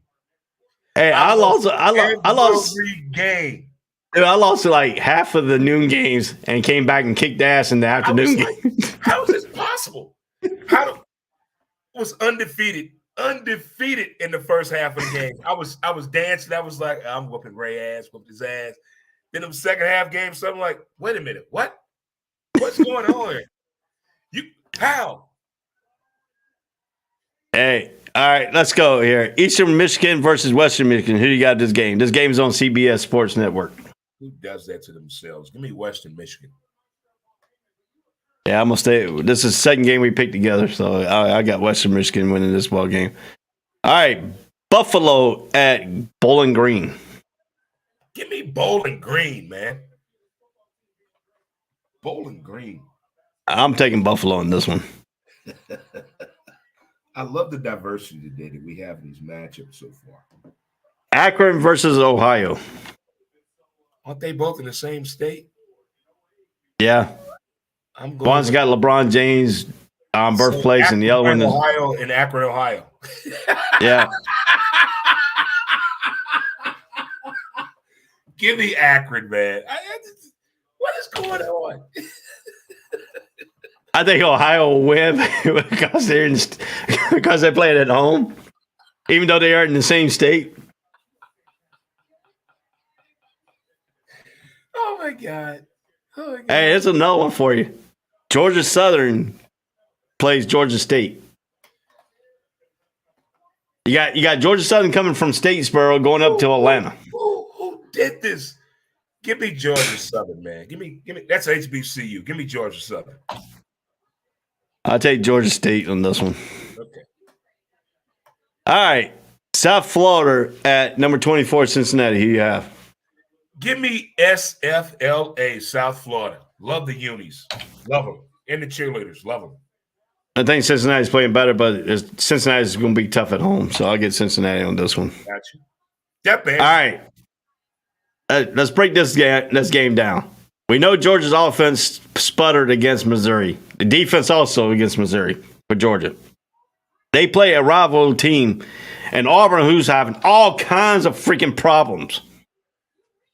Today, at Sanford Stadium, does Georgia get back to being the dominant Georgia team against Auburn? Or is Auburn going to be the team that always gives Georgia that trouble here today? Here's what I actually think. Georgia was bullshitting last week. They came in with no game plan. They had no game plan. They let the kids call the plays last week.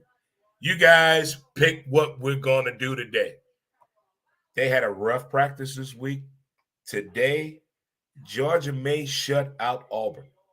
I'm telling you.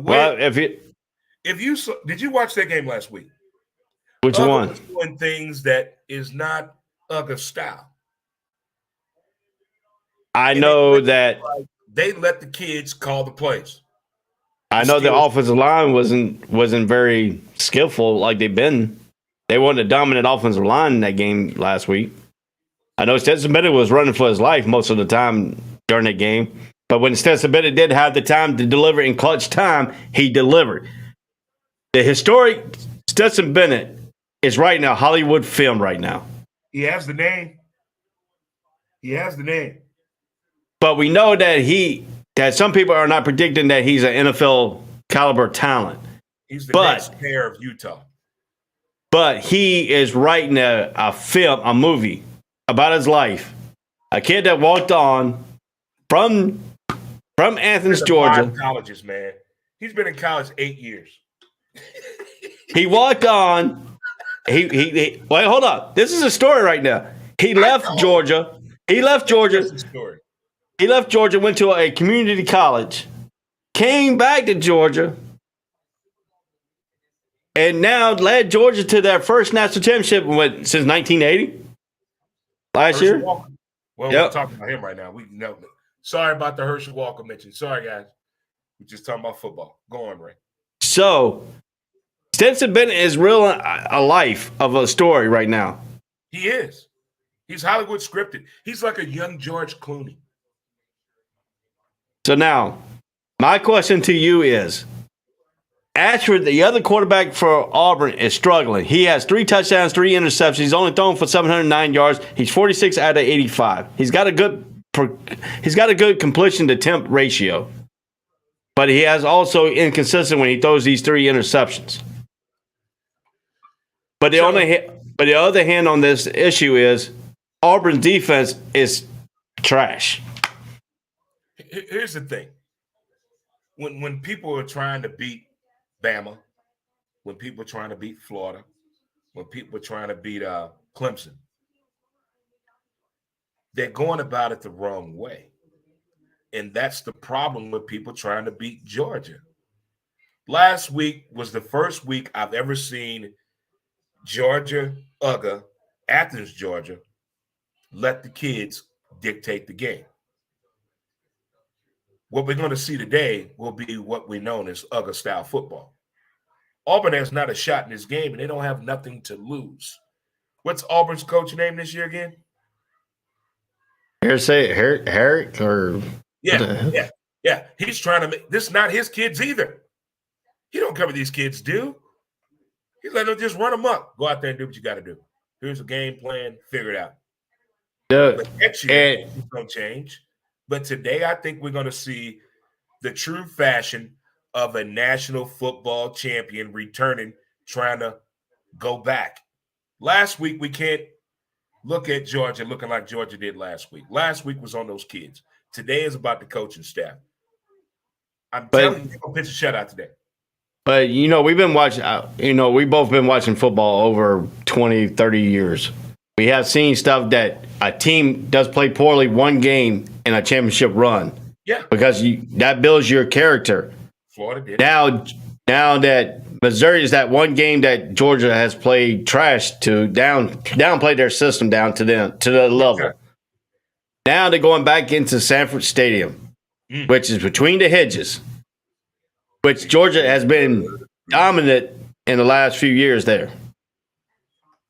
This is the first time I have seen a matchup predictor in this Auburn-Georgia game like this. 93.6% chance of Georgia beating the 6.4% Auburn. Usually this predictor is Georgia's 78% to 22%. This is the lowest I have seen Auburn reach in this ball game. I think you made the point at the beginning of this conversation. The defense of Auburn. Who are the trash? Who's on there? Who's the guy? There's nothing. There's nothing intimidating. There's nothing sexy. There's nothing mysterious. It's just 11 guys over there. That's it. There's not a threat. And Stetson Bennett go out here and play the politician that he should be, the next mayor of Utah, next state senator, whoever he may be. He goes out there and play the game instead of letting the kids call the game like they did last week against Mizzou. I see Uga winning this game 55-0. It's a shutout, bro. They're going to pitch a shutout today. They're going to try to come out and prove to us what they did last week was not who they are. And, I mean, if you really look at Auburn's offense, you only got to worry about 2 people in their offense.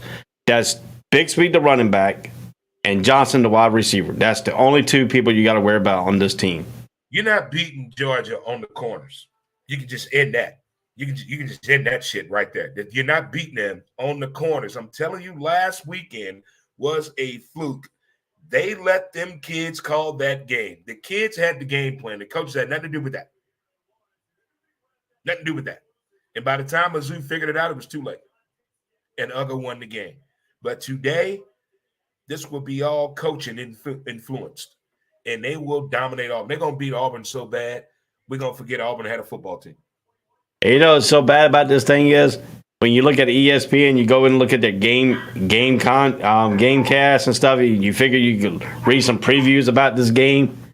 This is how bad this Auburn team is. They didn't even put a preview in this game. They didn't even say nothing about this game. All they did was took a predictor and said 93.6% chance to 6.4% chance. They didn't even put a preview for this game. They didn't even take time to write a preview for this game. You couldn't even mention my daddy name in the article. Come on, bro. I mean, I go in there and take some of my notes for some, like the key quotes they put into these pre-games so I can have some of the coach's quote. Right. I can't even bring a coach's quote out of this game at all because they didn't take time to write one. You know what? It's like my neighbor 2 streets over that has an RV. When we get done with the show, when I do my walk, if that RV is there today, I'm knocking on the door and I'm tailgating today. Who has an RV parked? I'm so disappointed in my neighbor. Why is that RV parked? I have so many questions. Hey, y'all should be like taking one on the road and go to different venues. Friends. We should be boys. This dude has an RV parked. I'm knocking on the door when I take my walk after the show. I'm knocking on the door. Yes, sir. But who RV? If you look at this game, nobody's getting Auburn a chance. I don't think Auburn is going to get a chance to do anything. I think that it could be a shutout. If it'd be lucky to get 3 points. If Auburn lucky has a chance in this game, that means a cheerleader did her job last night. You go, girl. Way to take one for the team, Becky. My question to you: how many times does Auburn go across the 50 to the Georgia territory? 3. They would not get inside the 30 unless it's a PI. You know Vegas prop bet? Get inside the 30 unless it's a PI. You ready for this? Go. Vegas prop bet said that Auburn will reach Georgia's 45 one time in the ball game. I'm telling you, man. Look at Ray. We all know that game last week, something was wrong. That was not Georgia playing Mizzou. Mizzou is not that good against no number 1 team. We know what Mizzou did when Michael Sam's was there. They ain't done shit since then. But that other team that was last week and today, totally different people. Totally different people. Today, Uga is going to do things that they would say, oh, my God.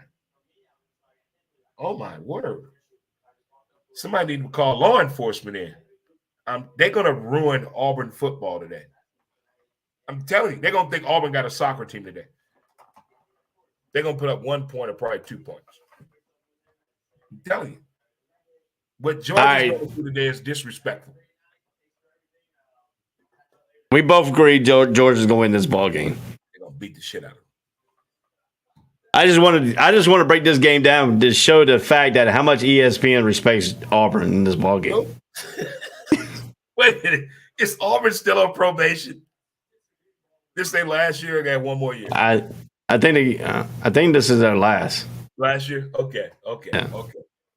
Yeah. Auburn has no shot. No. Unless a cheerleader did what she was supposed to do last night. That's the only way. All right, so next game we're going to look at here for rapid fire here is the Texas Tech versus Oklahoma State, the Cowboys. It's the number 7 ranked team in the nation by ESPN. It's the Oklahoma State Cowboys, are they for real? No. Give me the Red Raiders. You taking the Red Raiders? Give me the TT of AK State. They're playing in Stillwater. Oklahoma State is tough to beat them in Stillwater. Stillwater. But we're going to break this next game down. We're going to break it down. This is number 11, Utah, versus number 18, UCLA. Chip Kelly. Chip Kelly's got UCLA back ranked. I haven't watched Utah play since the Florida game. I don't know what has happened since then. But we all know about Chip Kelly, his unusual ways, his crazy tactics that seem to work on some kids, especially the ones out of the inner city for some reason. He knows how to get out of you what you didn't know you had in you. His other coaches don't believe what Chip Kelly is doing. By the time they buy into it, it's too late.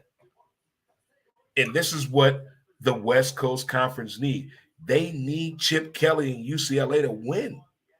Bad. College football needs UCLA to win bad.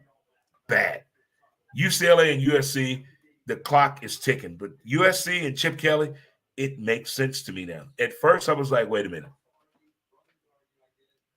This doesn't make sense to me. But I get it now.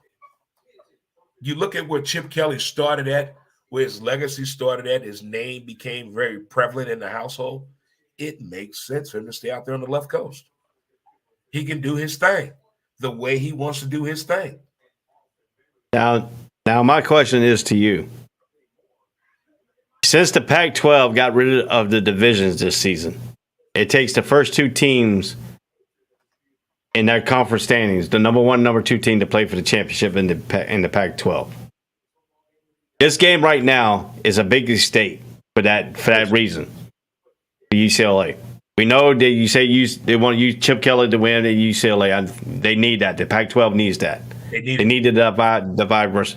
Like since Utah lost this is the last time I'll bring up your school. Since Utah lost to Florida that week 1, Utah has been a different team since that game. Okay, who have they played though, Ray? Go on. Since Florida, who have they played? You tell me. Oh, I'll bring up the schedule real quick. Okay. You tell me who they play. I love when teams play my team, beat my team, or lose to my team. What have you done since then? It's like when you lose a girlfriend or wife. What have you done since me? Show me the proof. Well, they've been playing the non-conference games. We know teams schedule, the non-conference game. They have one good non-conference and they schedule trash teams the rest of the 2 times. That's what they did. 73-7 to some other trash team. No, and Ray, they what are the schools? Who did they play after Florida? Who? That was the 73 trashing of SUU. Who did they play after that? All right, hold on. And they played, looked like Idaho. No, they played San Diego. No, they played San Diego State University. They won 35-7. Then they get to the conference play. They played Arizona State 34-13. They played Oregon Beavers 42-16. Okay, so they haven't played anybody since FLA. My Gators. They haven't played. Hold up. Here you go. There's the conference schedule is starting to heat up. Utah plays UCLA today. Okay. They got Lincoln Riley next week. They got next game. They got Lincoln Riley and USC. Their next 3 weeks, next 3 games is going to let you know the tale of the tape of Utah, of the Utes. We're going to know.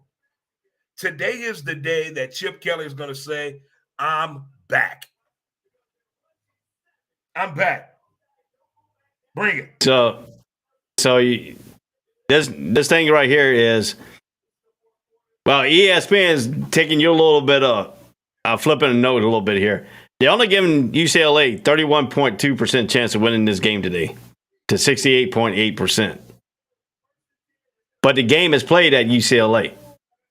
So UCLA should have a home advantage right here, right? Correct? They should.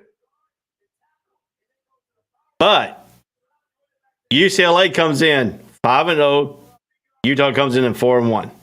Utah comes in 11th ranked team in the nation. UCLA comes in at number 18. But if you look at some of the history in this game here, UCLA has played Utah tougher than Oregon has played Utah in the last 2 years. Of course. Look at if you get to the core of this, look at where the kids are from. Look at where the kids are from. There's more familiarity with the UCLA game. And who the hell they playing? Utah. UCLA and Utah have a lot of connections where their kids went to high school at. I saw that on ESPN the other day. I was like, what? Oh, my God. More than that Oregon matchup. More than that. It's where these kids come from. That's why the rivalry is so tough. That's why they play so hard. These kids know each other. Now, get this. Jake Bobo, who is a fifth-year transfer from Duke University, who was Duke one of the best Duke's wide receivers on the other side of Calhoun. He comes into UCLA. He is now the dominant receiver for UCLA. But this matchup right here against Utah corner and Clark Phillips III. Both of them are fifth years. Both of them are top-notch corners. One's the number one ranked corner in the NCAA right now. Bobo is up in the top 5 of wide receivers. Who's going to win this battle today between the two? They're matching up against each other. I think the matchup in this, man, this is one of those games where I don't want the quarterback to do too much, but they should do too much. They should be a little bit more aggressive in the situation and approach. This is a tough game for me. Tough. What did he say? He said Florida always easy to beat. LOL. Hey, can I change my pick on that Oklahoma State game? I'm taking Oklahoma State, by the way. Are you? I'm going to take Oklahoma State. My bad. Got to go back to that. All right. You switched. All right. Yeah, I'm going to Oklahoma State. My bad. That's the third game we're going together. Yeah. So I'm going with Oklahoma State. So, in this wide receiver and corner battle, you got a top-notch wide receiver going up against a top-notch corner. We know 50-50 out of the time that the wide receiver wins and the corner wins 50-50 balls. That's how the game goes. Who's going to win more times in this? Because it's going to be the key. Who's going to win more times in this ball game? Will it be Phillips or will it be Bobo? I got the receiver winning the matchup on this because the mitigating factor is the back judge and the sideline ref throwing that damn PI. So we got to watch out for that. But I'm giving the advantage to the receiver in this one. Now, UCLA played Washington in the last game. Bobo had 6 receptions, 142 yards, 2 touchdowns, and they scored 40-32 win over Washington, which was ranked at the time. Phillips, and now flip it around, Phillips had 3 interceptions against Oregon State. He returned 38 yards for a touchdown, is now up to 4 picks and 2 conference games so far. 2 of those picks in that Oregon State game, the quarterback looked the receiver all the way through. So I'm not giving him those 2. When a quarterback does that, I can't give you having good skill set on the defensive side. The quarterback lets you know what he was about to do. So no. Still good play. Love that he got his job done and he caught the ball because the best defensive players can't do what? Catch the ball. But he did. Now, that's what you got to look at too. Utah is a juggernaut because they got a running back, they got a wide receiver, they got a quarterback can make good throws, and he also can turn into a running quarterback. See, here's the thing about Utah, Bray. They're being based on what they did last year. They got hit in the mouth against Florida. They haven't had any challenging effect until today. So I think today will be more prevalent on Utah this year than that number 7 rating coming into the season. That was some BS that college football did. They gave them that ranking due what they did last year. Of course. That's what the preseason. That's what the preseason do. That's why they say pre-Ray. I get it. But after they got hit in the mouth by Florida, they haven't played anybody. Why are they still in the rankings? All I gotta say is they lost to Florida, the SEC team. So that's basically they're using that because. They came to almost beating Florida with that scoring of that touchdown, but he threw the interception. So it ain't like Florida took him behind the woodshed and dumped him in there. Did we win the game? You won the game, but it came down. Hey, look, it came down to what, inches? Games of inches? We could have slept together for an hour or 2 seconds. Did we sleep together? Yes or no? All right, we slept together. Yeah. I mean, what does they always say? Football is a game of inches, right? That's what women say. Yeah, they could, yeah. The things you can't see are here on ESPN. But the way they labeling this ball game is They labeled the wide receiver versus one corner as a key matchup. Now they put the two running backs, Zach Charbonnet for UCLA and Trayvon Thomas from Utah. They're putting them two together. But the only effect is Utah, Trayvon Thomas has struggled in conference play so far. He's only had 17 carries for 73 yards. But do you think coming into this matchup that Utah has been getting way too much hype based on the preseason ranking and nobody wants to give Chip Kelly his credibility? Do you think that could be a possibility? I think college football don't want to give Chip Kelly anything. Nobody does, because the stories, the rumors, the ethics, the proof of positivity. We've seen it all. But I think this is it. What does he have to lose? Nothing. So if he beats the Utes today, Chip Kelly is going to come back in the conversation of Sunday football. That's all I'm saying. That's all I'm saying. You want to know how much respect I have for the Utes? They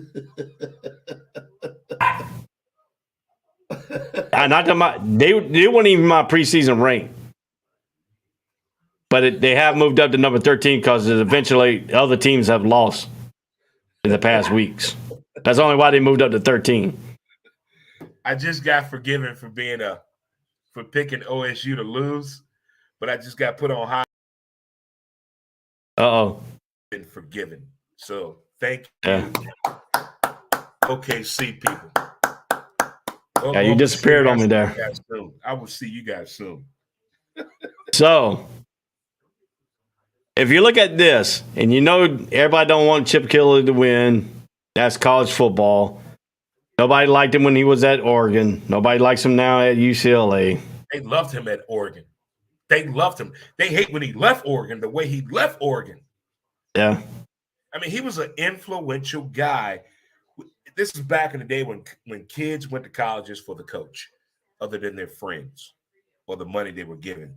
They legitimately went to Oregon for Chip Kelly to be coached by this dude, to be led by this guy. And he left to go to the NFL. Yeah. So who you got winning this ball game? UCLA. You're going to Bruins? Los Angeles. You're going to Bruins. I got it. I have to. I want Chip back on Sundays. You want him back on Sundays? Yeah. He got 2 more years in college football. 2 more years. Give me 2 more years. He's going to coach the new expansion team in the NFL coming to St. Louis. We'll give it another try in 2 years. I'm going to go with you on UCLA. I think UCLA will pull the upset on this one. It might not be an upset to nobody's eyes except for the non-college football. It's an upset if UCLA beats Utah. I don't think it's an upset if Utah beats UCLA. I really don't in this situation because of the preseason ranking and due to the disrespect of Chip Kelly. He's not getting the respect due to his infractions due to the football gods of America that deemed what he did was wrong and how he went about it. Yep. So we already got UCLA winning this game. Who's winning the Liberty and UMass game? Give me UMass. I got Liberty. Hughes Freeze. I love that. How long does Hughes Freeze stay at Liberty before he gets another Power 5 conference team? Tell you what, Jimbo getting fired today when he loses to Alabama. So maybe next year. Next year? Yeah. What do you say? Who y'all think who's the most Chip Kelly missing, Ritter or? Who's missing Chip? Moore? Yeah. Who? Or is it Ritter missing Chip? Well, hold on. Ritter wasn't coached by Chip Kelly. Ritter was coached by Cincinnati. Yep. Fact. So that's not Chip Kelly's quarterback. Good call. Good He call. was Cincinnati's quarterback. But anyway, moving right along here. So you think Hugh Freeze is going to be in the next? If Jimbo Fisher gets fired after this Alabama game, is Hugh Freeze the next coach taking over Texas A&M? Yes. Yes. That's a good choice. All right, Wisconsin. We know they fired their head coach. He's the next one that went down in this firing of mid-season of coaches. We're not waiting to the end of the college football season no more. We're not waiting for the end of college football season no more. They're firing them in 3 weeks after the season started, all the way down to now. We're in 6 weeks, number 6. Coaches are falling. Let's take it back to this. If Auburn loses to Georgia today, is he gone? Is he the next coach gone? Is the Auburn coach next one to walk out the door? No, you can't fire him for losing to Georgia. Georgia won a national championship. Georgia have linemen on the offensive, defensive line that are faster than your running back and receiver put together. No, you're not getting fired over that. No. Ill-advised flag on that one. All right, Wisconsin. Who you got? Wisconsin at Northwestern. Northwestern's been struggling. They only won in Ireland. They have not won in the United States yet. Give me Northwestern. The Northwestern to your eyes, Northwestern pulls the first victory in the United States because they only won that one game is in Ireland, in Dublin, Ireland. That's when they won their only game. Yeah, they got Scott Frost fired. So right there. I got them beating Wisconsin. I got Wisconsin winning this ball game due to the heavy running dose that they're going to throw at them. All right, Virginia Tech at Pittsburgh. Who you got winning this game? You say Vitek and Pittsburgh? Yep. Give me Pitt. I think Pitt's going to bounce back. I think Virginia Tech's offense is just trash. Totally trash. All right, East Carolina against Tulane, the Green Wave. Oh, you got the posse against the Pirates. What up, people? Give me the Pirates. Give me ECU. I think Elder's going to have a good game, too. I got ECU winning this ball game. Tulsa at Navy. Navy colors. The colors of white. Give my Navy Dogs. I got Navy in this one. I think they're going to bounce back. They played Air Force tough last week. Yeah, they did. Ball State at Central Michigan. Central Michigan. Yeah, I got Central Michigan, too, in this one. Toledo at Northern Illinois. Give me NIU. Yeah, I got NIU in this one. Kent State at Miami, Ohio. Not Miami of Florida, Miami, Ohio. I don't know if that Ho You Fats school or not, but I'm going with Miami, Ohio. I'm going with Kent State. Kent State showed some when they played Georgia kind of tough, through the first 3 quarters. So I got Kent State in this one. Middle Tennessee at UAB. Ooh. I like the softball complex, so I'm going with UAB. UAB? Yeah, I'm gonna stick with UAB in this one. Number 3, Ohio State at Michigan State, East Lansing today on ABC at 4:00. See, that's 4. So I get to see. I haven't watched Ohio State play yet. I've been hearing about this quarterback. Blah blah blah blah blah. This is Heisman statement weekend to me. This is the weekend to make your statement. I've got to watch this quarterback when I'm going with the Ohio State University. I'm going with the Ohio State University because Michigan State's defense is not playing up to what they did last year, and their offense has took a step back because they lost that running back that transferred out of Wake Forest. Sparty's going down. All right, number 21, Washington has to come with a bounce back. Do they beat Arizona State today? Oh, yeah, I got Washington. Yeah, I got Washington too. All righty. Georgia Tech beat Pitt last week up in Pitt. Does Georgia Tech go home and beat Duke today? No, give me Duke. Duke defense, I love it. Well, the interim coach at Georgia Tech is 1-0. That's good for him. Just let you know. Good for him. I can't do it. I think the day is going to be the day that Elks gets his first loss in the ACC. I got Georgia Tech winning this game because Georgia Tech is playing inspired football with the interim coach right now. So I might be wrong, but anyway. All right, let's go here. My team, North Carolina Tar Heels, go down to South Florida to play Miami of the U.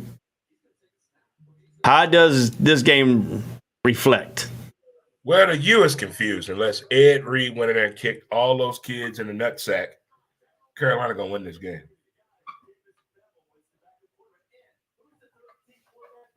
Even though Carolina has that mystique coming down to South Florida, always play that terrible. Don't play except for the last time they came down to South Florida, they put up big numbers, right. And they beat them with the running game. Now the effective of the quarterback, Drake May, the freshman quarterback, he has 22 touchdowns, 1 interception so far this year. He has lost a couple fumbles. That's the only thing knock on him, but he is known as a pocket passer, but he has also rushed for over 230 yards this season. Is that a thing? Because is that a misconception? Because he is a pocket passer, but he can run with his athleticism. I think it's all based on the matchup and what you have that's available that goes along with the game plan and the scheme. Again, I think a lot of these kids need to realize and how to read a defense. We already know the play that's given. But when you see a coverage you're not familiar with, based on the play you need to know how to adjust on that. That's the most overcoming thing in football to me is realizing how to read a defense. If you can do that, you can Picasso some shit. Now we all also know that Van Dyke, the quarterback for Miami, was benched last week. But when he came in against North Carolina in that second half, when North Carolina was winning, he brought the team back. Gotcha. But the Carolina defense has shown up one time this season, really. Except for that 2-point conversion at Appalachian State. They shut down Georgia State, but they got trashed by Notre Dame with the running attack, got ran all over. But they came back against Virginia Tech, shut that offense completely down to 10 points. Is that the turning point for the Carolina defense? Is that the turning point where the Carolina defense is now going to match with the offense? It can be, but I don't want Carolina to get too ahead of themselves, I don't. If Carolina go out and play Carolina football, because Miami is trying to prove to everybody else that they still them Canes. They can do this. Carolina doesn't do that. Just go out there and play Carolina football. Be consistent. Now, how do you look at the Miami linebacker core against Nesbitt, who is a tight end, but he's in a receiver type tight end, and he can block and he can also run routes. And he's been very effective this year. He has 237 yards, 14 receptions, and 3 touchdowns. How does Miami linebacker core stand up to his mismatch? They don't. They're gonna overdo it today. Overdo it. Because again, Miami's trying to prove to everybody they can still play football. They haven't lived up to the name. They haven't lived up to the talent. They're going to overdo it today. And I think Carolina's going to take advantage of that. Now, the only thing I worry about this game is Parrish Jr., the running back for Miami. He has 67 carries, 359 yards. We know what Notre Dame did to North Carolina's rushing game. But last week, Virginia Tech has a phenomenal running back. He didn't even get started to do anything against Carolina's defense. Did Carolina rectify what they were doing against Notre Dame in that Virginia Tech game? Will that transform to this game also? No, I think both of those schools are totally different. The scheme is there. The solution is there, but you got to approach this like a different situation. You already know that Miami's going to come in this game trying to attack your defense because they're trying to prove themselves. They have more proof to prove than anything. And you have a product to prove and be consistent. Let Miami make the mistakes and not Carolina. So who you got Carolina winning this game? I got Carolina winning. I never picked against my team. I still got Carolina winning this game. Yeah, I just know never. I mean, yeah, you can call me a bias, a homie, whatever you want to call me, but I do not pick against my team. That's just me. There it is. There it is. We Oh. both are that way. But I'm taking a break. I'll be right back. All right, we'll be right back here. We're going to take a commercial break, let Dre do what his need to do, and I'll be right back here on the All Sports All Plays College Breakdown. We got 30 minutes before kickoff, and then we're going to run down to Rapid. But we will talk about the Alabama and Texas A&M game. We will talk about FSU and North Carolina State. That's the two highlight games I have for this week. So we'll be right back after these messages.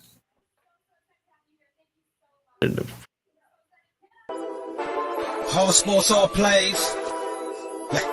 All sports, all plays.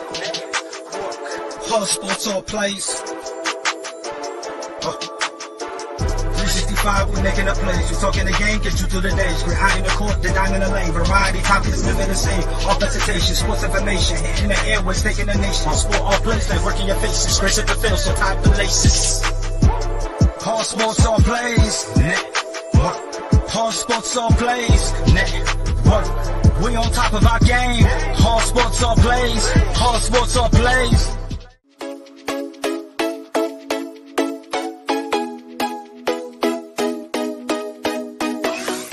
What did you say? I said Kobe Bean Bryant has been overrated ever since he passed away.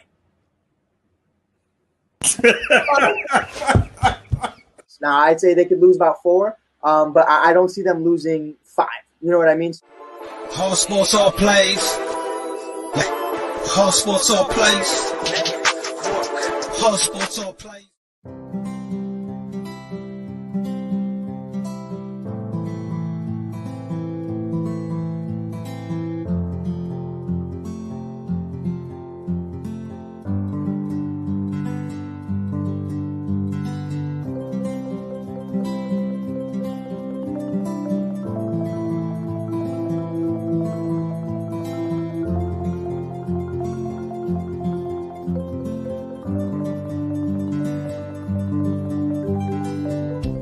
This is the Fonx D Streaming Network. Register to come on our channel at fonxdnetwork.com. Welcome back to the College Sports Breakdown. This is the All Sports All Plays Network. I am Ray. We're getting things set up here for the next rapid fire. We did just talked about North Carolina versus Miami. We know the stint of the series between Miami. We know how North Carolina has played when they went down to Miami, except for the time when they had Carter and Williams and Sam Howell at quarterback. This is a different Tar Heel team. The defense got trashed over by Notre Dame in the rushing game. That's the only thing that really concerns me in this game here with Parrish Jr. for Miami. He is fast. He is good. The running game, if Carolina can do what they did against Virginia Tech and stop the run and keep the passing game controlled, I think North Carolina has a good chance winning behind Drake May's offense. Teams have to match Carolina's offensive spread. And that Notre Dame game took North Carolina's offense, kept them on the sideline most of the game. That's what teams need to do against Carolina is keep the Carolina's offense on the sideline and control the game clock by rushing the ball. But Miami is a different breed of a team. They're not a physical running team that North Carolina has problem with. North Carolina has problem with against a physical running team. Miami is a finesse running team which plays zone, so that could help out North Carolina. North Carolina has to put pressure. And what's also is the limited of depth at the linebacker court. The limited depth at the linebacker court has really been a Hampton problem this season for North Carolina. So they don't have the depth at the linebacker court like they're supposed to.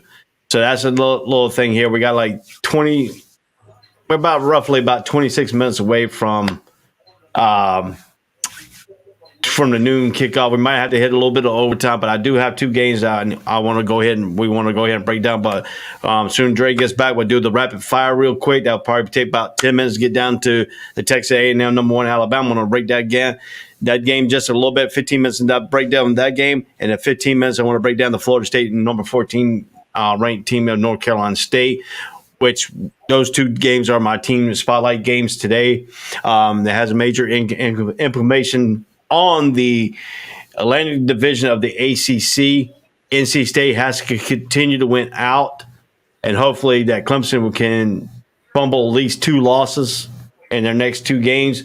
But Clemson has really took away from their tough schedule right now of Wake Forest, beating them the week before and then coming and beating NC State the following week. So for that to happen, NC State has to go through their schedule of trying to win out of their season. But their game started against Clemson last week. They lost. The offense didn't look very good for NC State. The defense for NC State looked great at key plays of the games. But the offense did not match the intensity of the NC State defense against Clemson. And that's what kind of happened in that football game. So NC State is trying to get back, go to back to Carter-Finley Stadium where they have played would have played Florida State tough throughout the Florida State week. So that's the game I really want to get down to and talk about. I know my NC State friends and stuff like that wants to, talk about that issue here. The Texas A&M and number 1 Alabama is going to be a good game. Also, we know the Fisher and Saban's conflict of interest, so we know that here. Wake Forest, like I just mentioned here, number 15 Wake Forest goes up against Army. So really this week we only have a few ranked teams going up against each other. So most of the part, the ranked teams are going up against non-ranked teams this week. We got number 5 Clemson taking on Boston College. That's on the ABC at 7:30 tonight. Alabama's taking on Texas A&M. That's an 8 o'clock CBS game. That's CBS game of the week for the SEC. We know the history of the SEC and CBS is going to be parting ways after this season. There will be SEC will be more towards ESPN. So if you don't have cable TV, or if you don't have the watch ESPN, or if you don't have a provider that gives you to watch ESPN, so you need to have that next year if you want to watch some of the SEC games, because they're moving away from the free TV side, going into the more of cable side, which is a premium channel. And if you don't have cable TV, or if you have the Dish Network has gone away from ESPN, and Disney has been taken away from the Dish. And I think also, I don't know if it's been taken away from DirecTV or not, but the ESPN has some contractual issues with some of the satellite companies. If you're with them, your ESPNs could be going bye-bye and stuff like that too. So keep that in mind here. I have Hulu. TV, I get all the ESPN Plus. I got that combined with the Disney Plus, all my streaming. So if you want to do that here, so once my man gets situated here, he had to go take care of some business. He has some business to take care of, because he's a very prominent man. He's got a lot of business going on. So I'm gonna bring Dre back in here. Dre's got a lot of business going on. See, he's laughing. That's why I put the split screen on her. You funny, right? Laughing.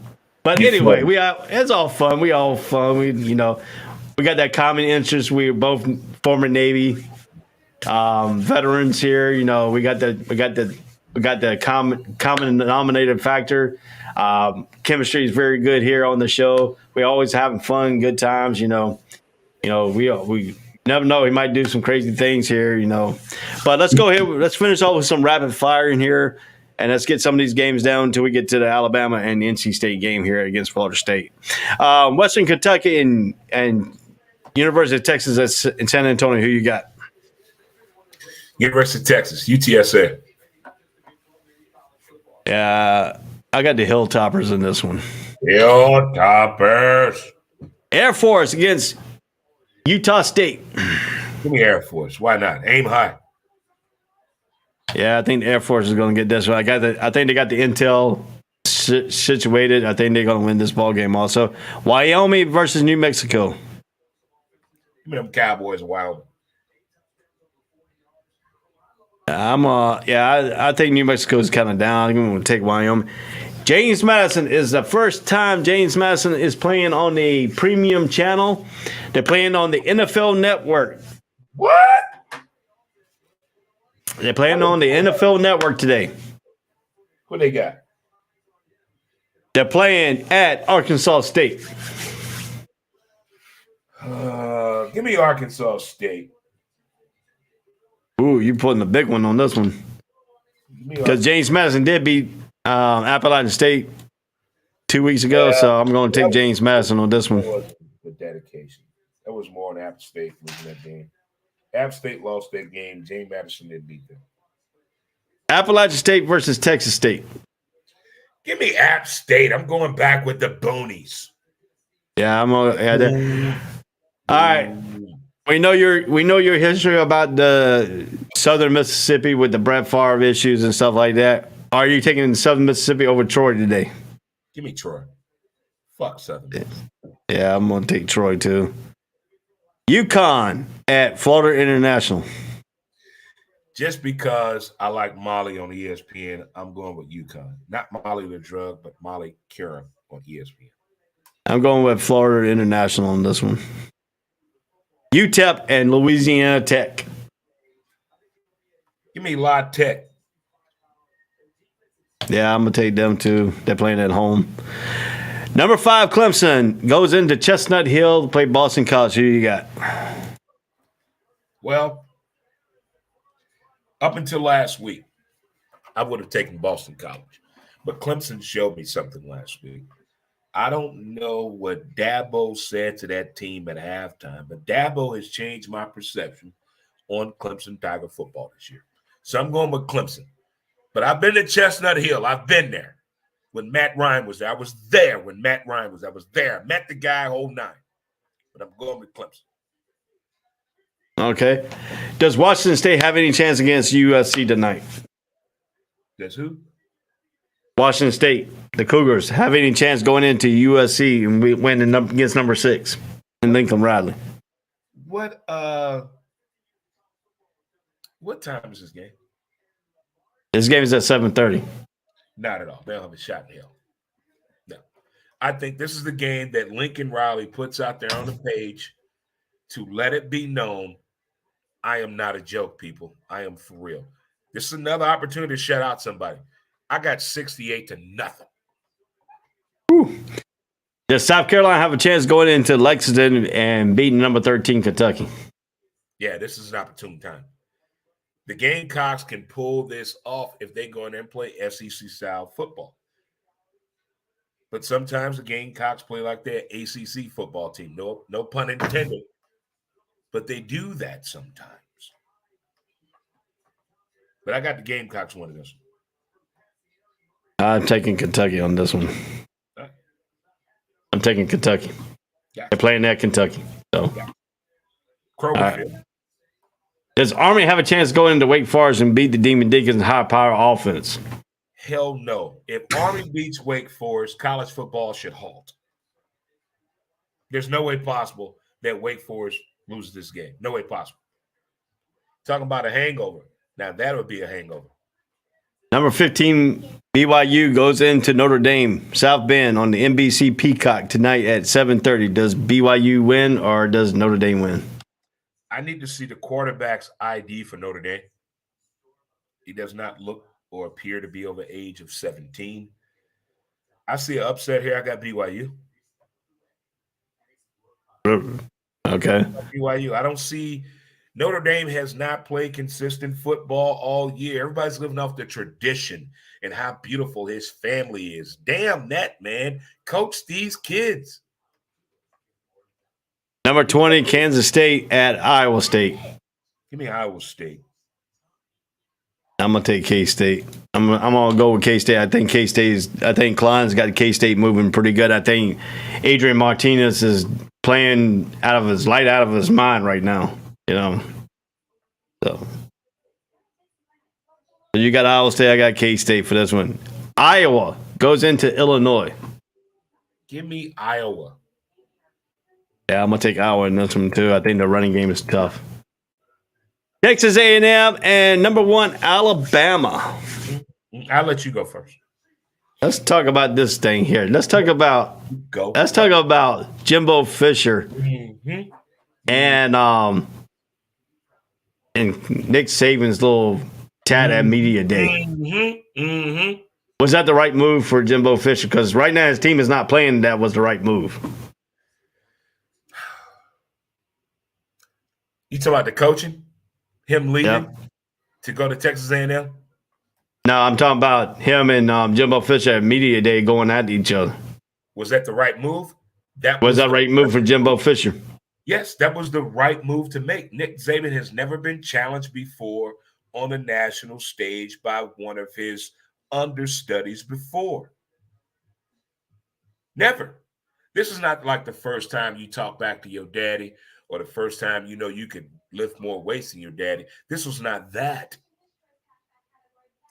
Jimbo proved that he was trying to prove that I'm better than you, daddy.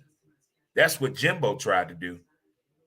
If you go back to the whole thing, the whole scenario, a whole lot of things happened that weekend. Jimbo and Saban, Jimbo, Saban, and Dion. That all happened that same weekend. I think Lil Kiffin got in there too. But this is when Jimbo went too far. He got a little bit too big for his britches. Now he's in uncharted territory. I'm telling you, this man is about to get fired and collect $93 million, and everybody's going to be okay with it. That's guaranteed money.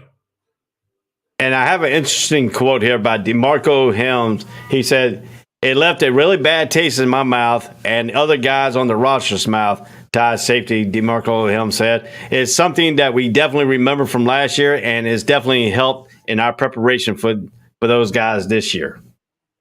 What's that? Because they lost to Texas A&M last year. Did he lie? Did Jimbo say anything that was wrong? Did he say any mitigating circumstance? Did he say anything that was unworthy, untrue? No, he just challenged him. That was wrong. He exposed something that everybody knows about that nobody talks about. Nobody talks about it. Nobody. But he did. But he put his program, his team, and his coaching staff in a situation, and due to the fact they lost a couple of weeks ago, and now considering what's happening today and what's coming next year, considering Texas and UGA and Bama and USC and football, this is not a good spot to be in for him. Not at all. He's not winning in this situation. Not at all. Jimbo, all right. Now the next question is, Bryce Young did not practice at all this week. The question is, Nick Saban hasn't made up if Bryce Young is going to play. I think Bryce Young has a rotator cuff injury. That's what I think. They're not providing that injury out. They don't want to put that injury out. They're not saying he's on the IR. They're not saying if he's done for the season. They just said that he didn't do nothing in practice. And the question is, Jalen Milroe came in, and now he is the number 9th ranked person on the Heisman list. Just playing one game. Okay. Not even playing the full game. Only playing the second half of that game. Gotcha. This is Heisman Statement Weekend. Before last week, up until today, we still haven't seen nobody that deserves to be in the polls. We haven't seen nothing yet. The Heisman is supposed to give us some eye-awakening moments, water cooler conversation, instant text messaging, internet blowing up. Have not seen that this year on a consistent basis from not one player in college football. But here's the thing about Alabama and Nick Saban type style of football. He's a defensive-minded guy.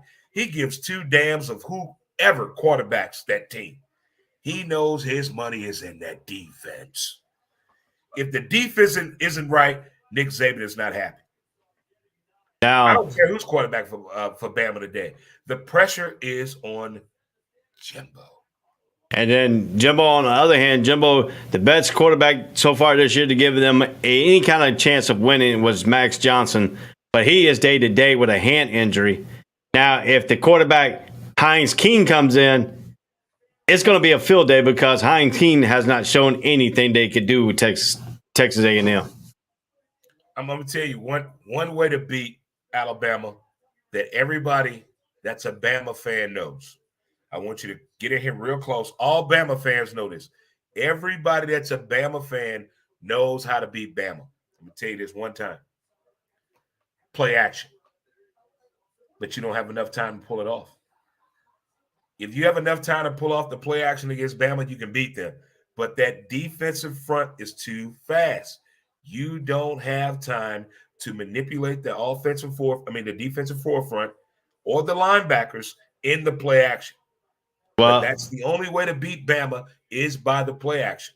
Every team that's beat them better by the play action. But the problem is, you got to have a running game that can set up that play action. Right. It goes together. Why get a McDonald's combo without getting a Coke? Doesn't make sense.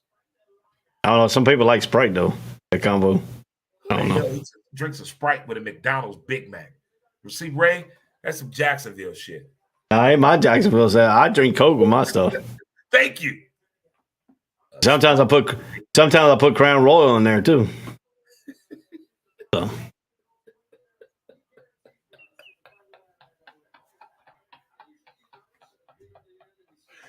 Oh my God, Ray. I swear I wish I wasn't legally blind. I'd be on my way to Jacksonville right now. Hey, I mean, this is gonna be a tough matchup for the Aggies. Aggies ranks last in the SEC, 105th in the nation total offense with 335 yards a game. They are also scoring the fewest points in the conference at just 21.8, a total that is 108th in the country. Okay. So they have no offense. Right. So has Jimbo beaten Daddy yet? Jimbo beat him last year. He beat him last year. So is it more pressure this year, or was it last year for Jimbo to beat Daddy? This year, because he's already beat him. Yes. So that's why I think Jimbo is going to do uncharacteristic things today. Things we wouldn't normally see out of Texas A&M doing. And that's how people lose against Bama. Be you. Use your strength. Steady your core. Stay on the path. Steady as it go. But he's going to do something crazy. Onside kick, flea flicker. Watch. Fake. But punt. I do agree with Jumbo Fisher on this one key point. What's that? He said to pull up another upset, it's all about the preparation. And then the kids being in the right headspace. That's including him too. Does he have the quarterback to do it? Because the teams last year that he pulled the upset with were mobile quarterbacks. With Manziel, the quarterback last year, I forgot who the quarterback was last year, but mobile quarterbacks. Max Johnson is not on the move. You can't do trickery to beat Saban.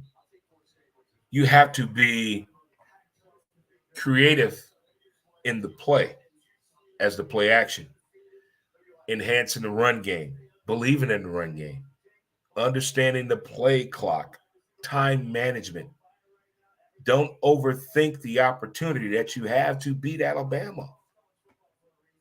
If it's 3-0 at halftime, go in and have the right talk with the team. If it's 10-3 at halftime, go in and have the right talk with the team.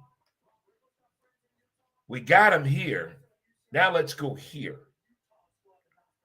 You can't stay in the same font and try to win the game. That's what I want A&M or Bama to get into today. But A&M will try to do things to try to beat Bama in ways that are like I deem as unconstitutional football.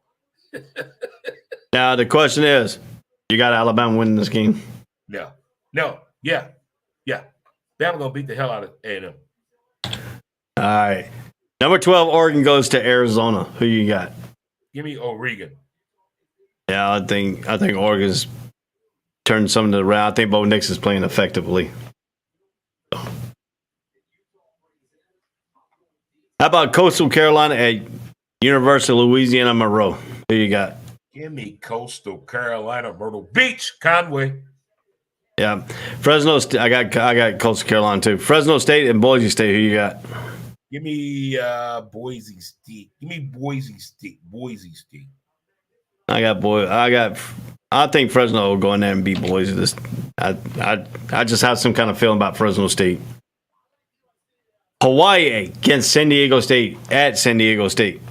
The Aztecs. Oh, the Marshall Falk moments when I was in the Navy. We sent cheerleaders to Marshall Falk's room to try to get him not in football playing condition, but it didn't work. I think he ran for 700 yards against us. Give me Hawaii. Yeah, I'll take Hawaii too. Oregon State versus Stanford. Give me the Stanford Cardinals. Yeah, they're playing that Stanford. They're playing that Stanford. I think Stanford is looking for their, well, at least a key win. The second win. I think it's for Stanford. Yeah. Let me see. Hold on. I'll tell you in a minute. I'll check. I'll do the fact checker here on this one. Stanford is 1-3. Wow. Smart ass kids playing dumb football. All right, let's break down this next game here. The last game that we're going to break down, the last game that we have to pick is the Florida State versus number 14, North Carolina State.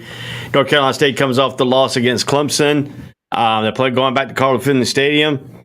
Does North Carolina State's offense get back on track? We know the defense played very well against Clemson. Now, the offense played poorly, but it had a chance to win the game. But then it came up with some key miscues and stuff like that for O'Leary. O'Leary is not having the season he had like last year. At this time last year, Larry had only 1 interception. He has 3 interceptions so far this season with 10 touchdowns. North Carolina State has to have effective running game today to have the play action pass game work, which they didn't have against Clemson at all.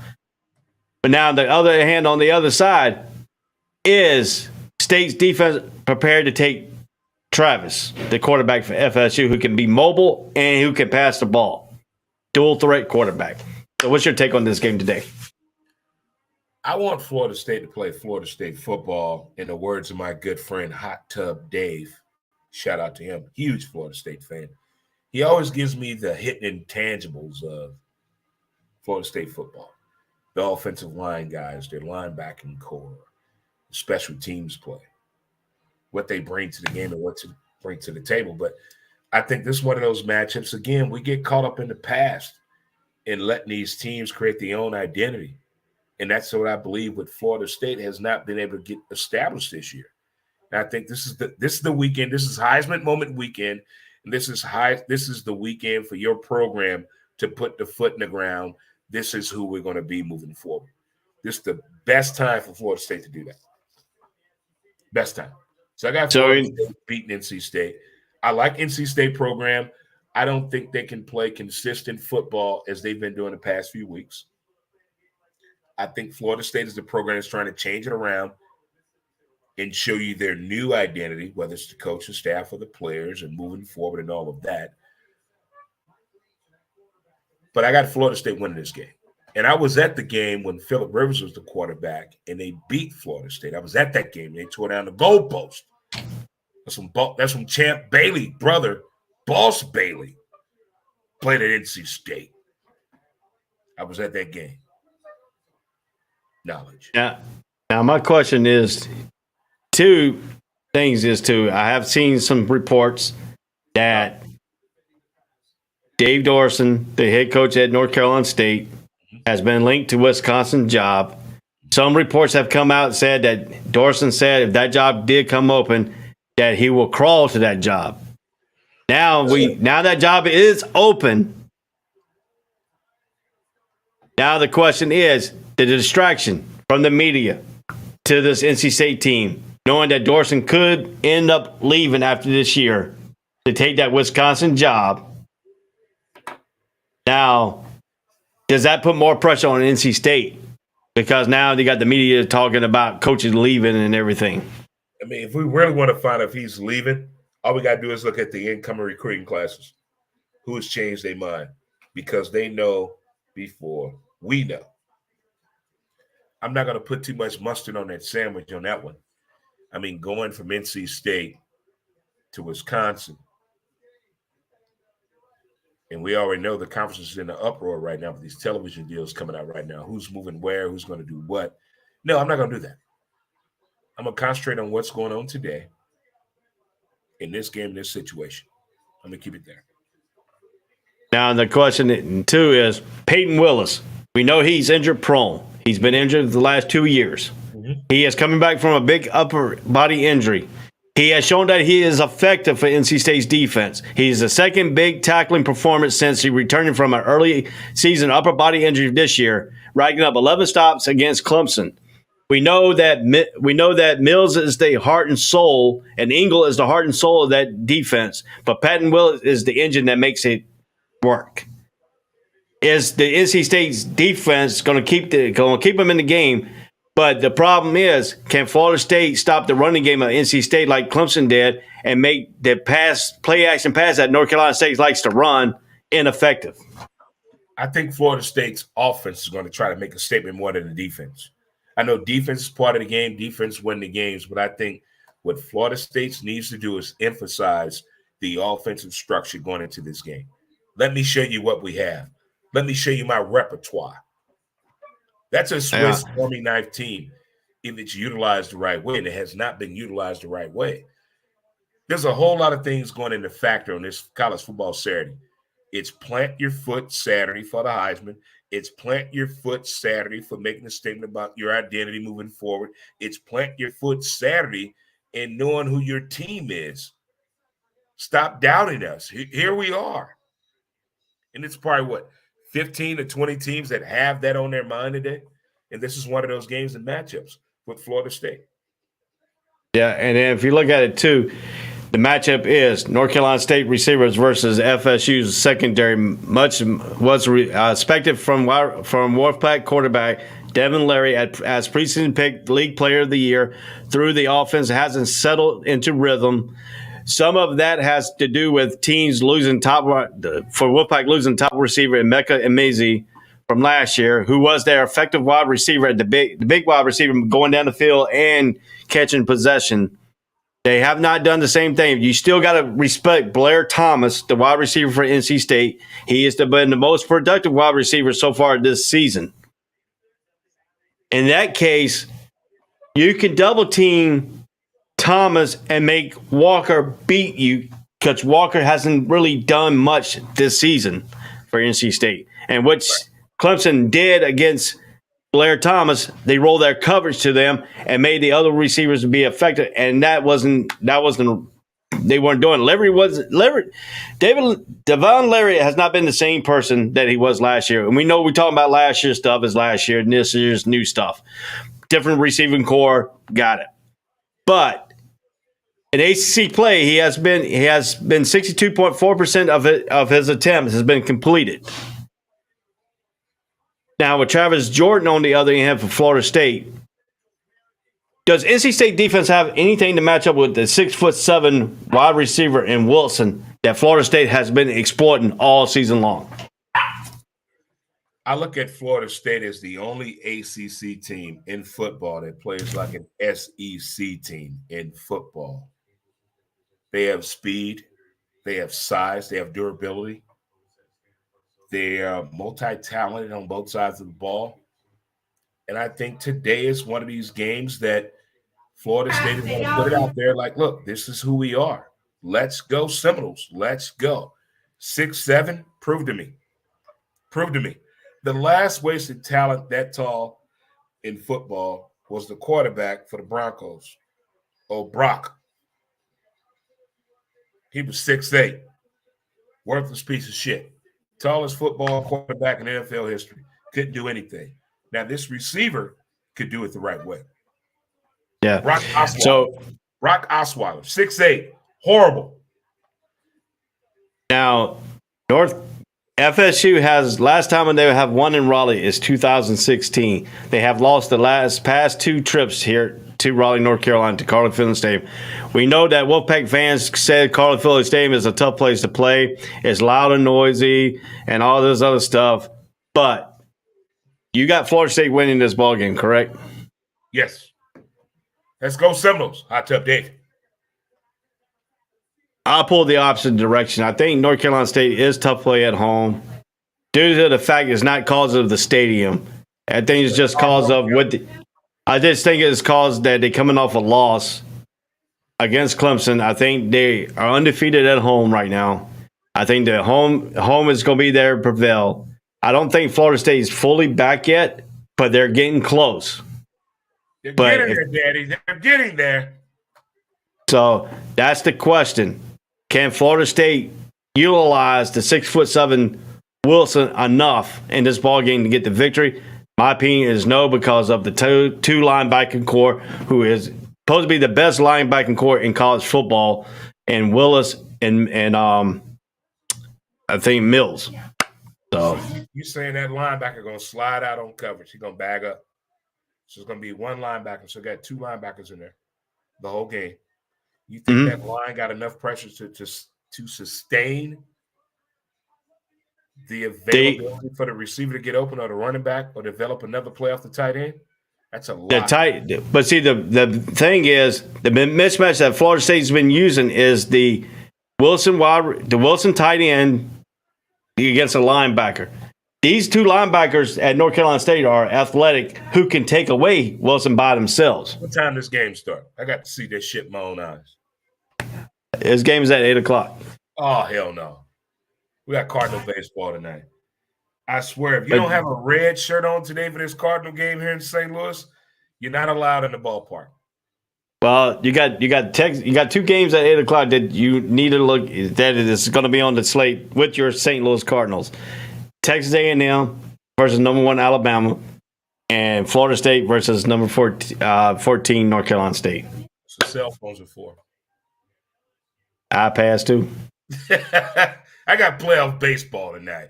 You know, my Cardinal Nation let me down last night. These idiots were red. I mean, they wore white shirts and blue and black and a Blues hockey shirt to a damn baseball game. And they put the bad jujus on us.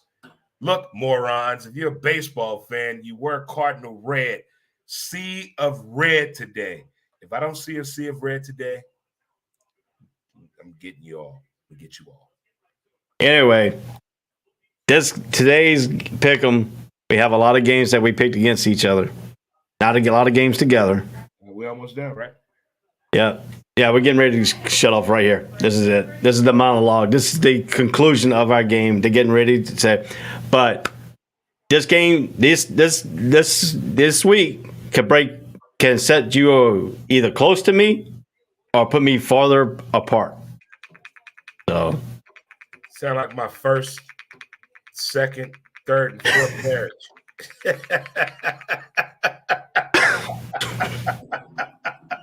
Hey, that's what it sounded like my first marriage, you know.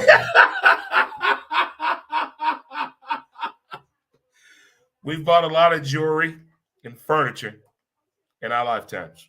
Yes, yeah.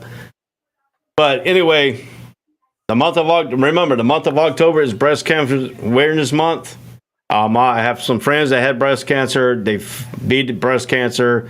They still got the Jimmy V Foundation that's battling it out, trying to get cures for cancer. Much respect to Jimmy V and his organization that has started to help cancer. The J Foundation, which is Tim Coughlin's thing down here in Jacksonville. He started it when he was the head coach at Jacksonville for the Jaguars. He does pediatric cancer for the kids. This is a equal opportunity for adults and kids. So we got to take our hearts out for these people who battling cancer every day, every single day, fighting for a cure. And Connor's Cure, also the kid that was, and the Coleman Foundation for the breast cancer, and the kid Carson Cure that the WWE has started out for the organization for pediatric cancers too. It's a lot of organizations out there for cancer. If you want to give out to some of these people, go ahead and do it. Look up Susan Coleman's Foundation. Look at the J Fund. Look at Jimmy V Foundation, and the Connor's Cure is all there. This has been a good show. Dre, it's been always good to have you on. Always good. Enjoy Saturday coming on with you. We have fun here. If you want to see the most fun of the College Breakdown preseason game, this is the place to be on the All Sports All Plays Network. You can find us on Facebook, YouTube, Twitch, Roku TV, and pretty soon we'll be on Apple TV, LG platforms, That is coming soon here on the All Plays Network. Dre, have a good Saturday. You too, my man. Hope your Cardinals can bounce back. We coming. Hope your Cardinals can bounce back and keep it up and go to a third game to keep the Phillies, because the winner of your series plays the Atlanta Braves. So we got to have your series. We got to have either the Cardinals wear down or the Philly wear down. So in more games that goes, the less pressure to be on the Atlanta Braves. So anyway, it's been Dre Ray on the College Breakdown on All Sports Play Network. See us next week at 9 a.m. taking you all the way to college tip-off. Have a good day. All sports, all plays. All sports, all plays. All sports, all plays. 365, we're making up plays. We're talking the game, get you through the days. We're high in the court, the dime in the lane. Variety, topics, living the same. All presentation, sports information. Hitting the airways, taking the nation. All sport, all plays, like working your faces. Grace at the field, so tie the laces. All sports, all plays.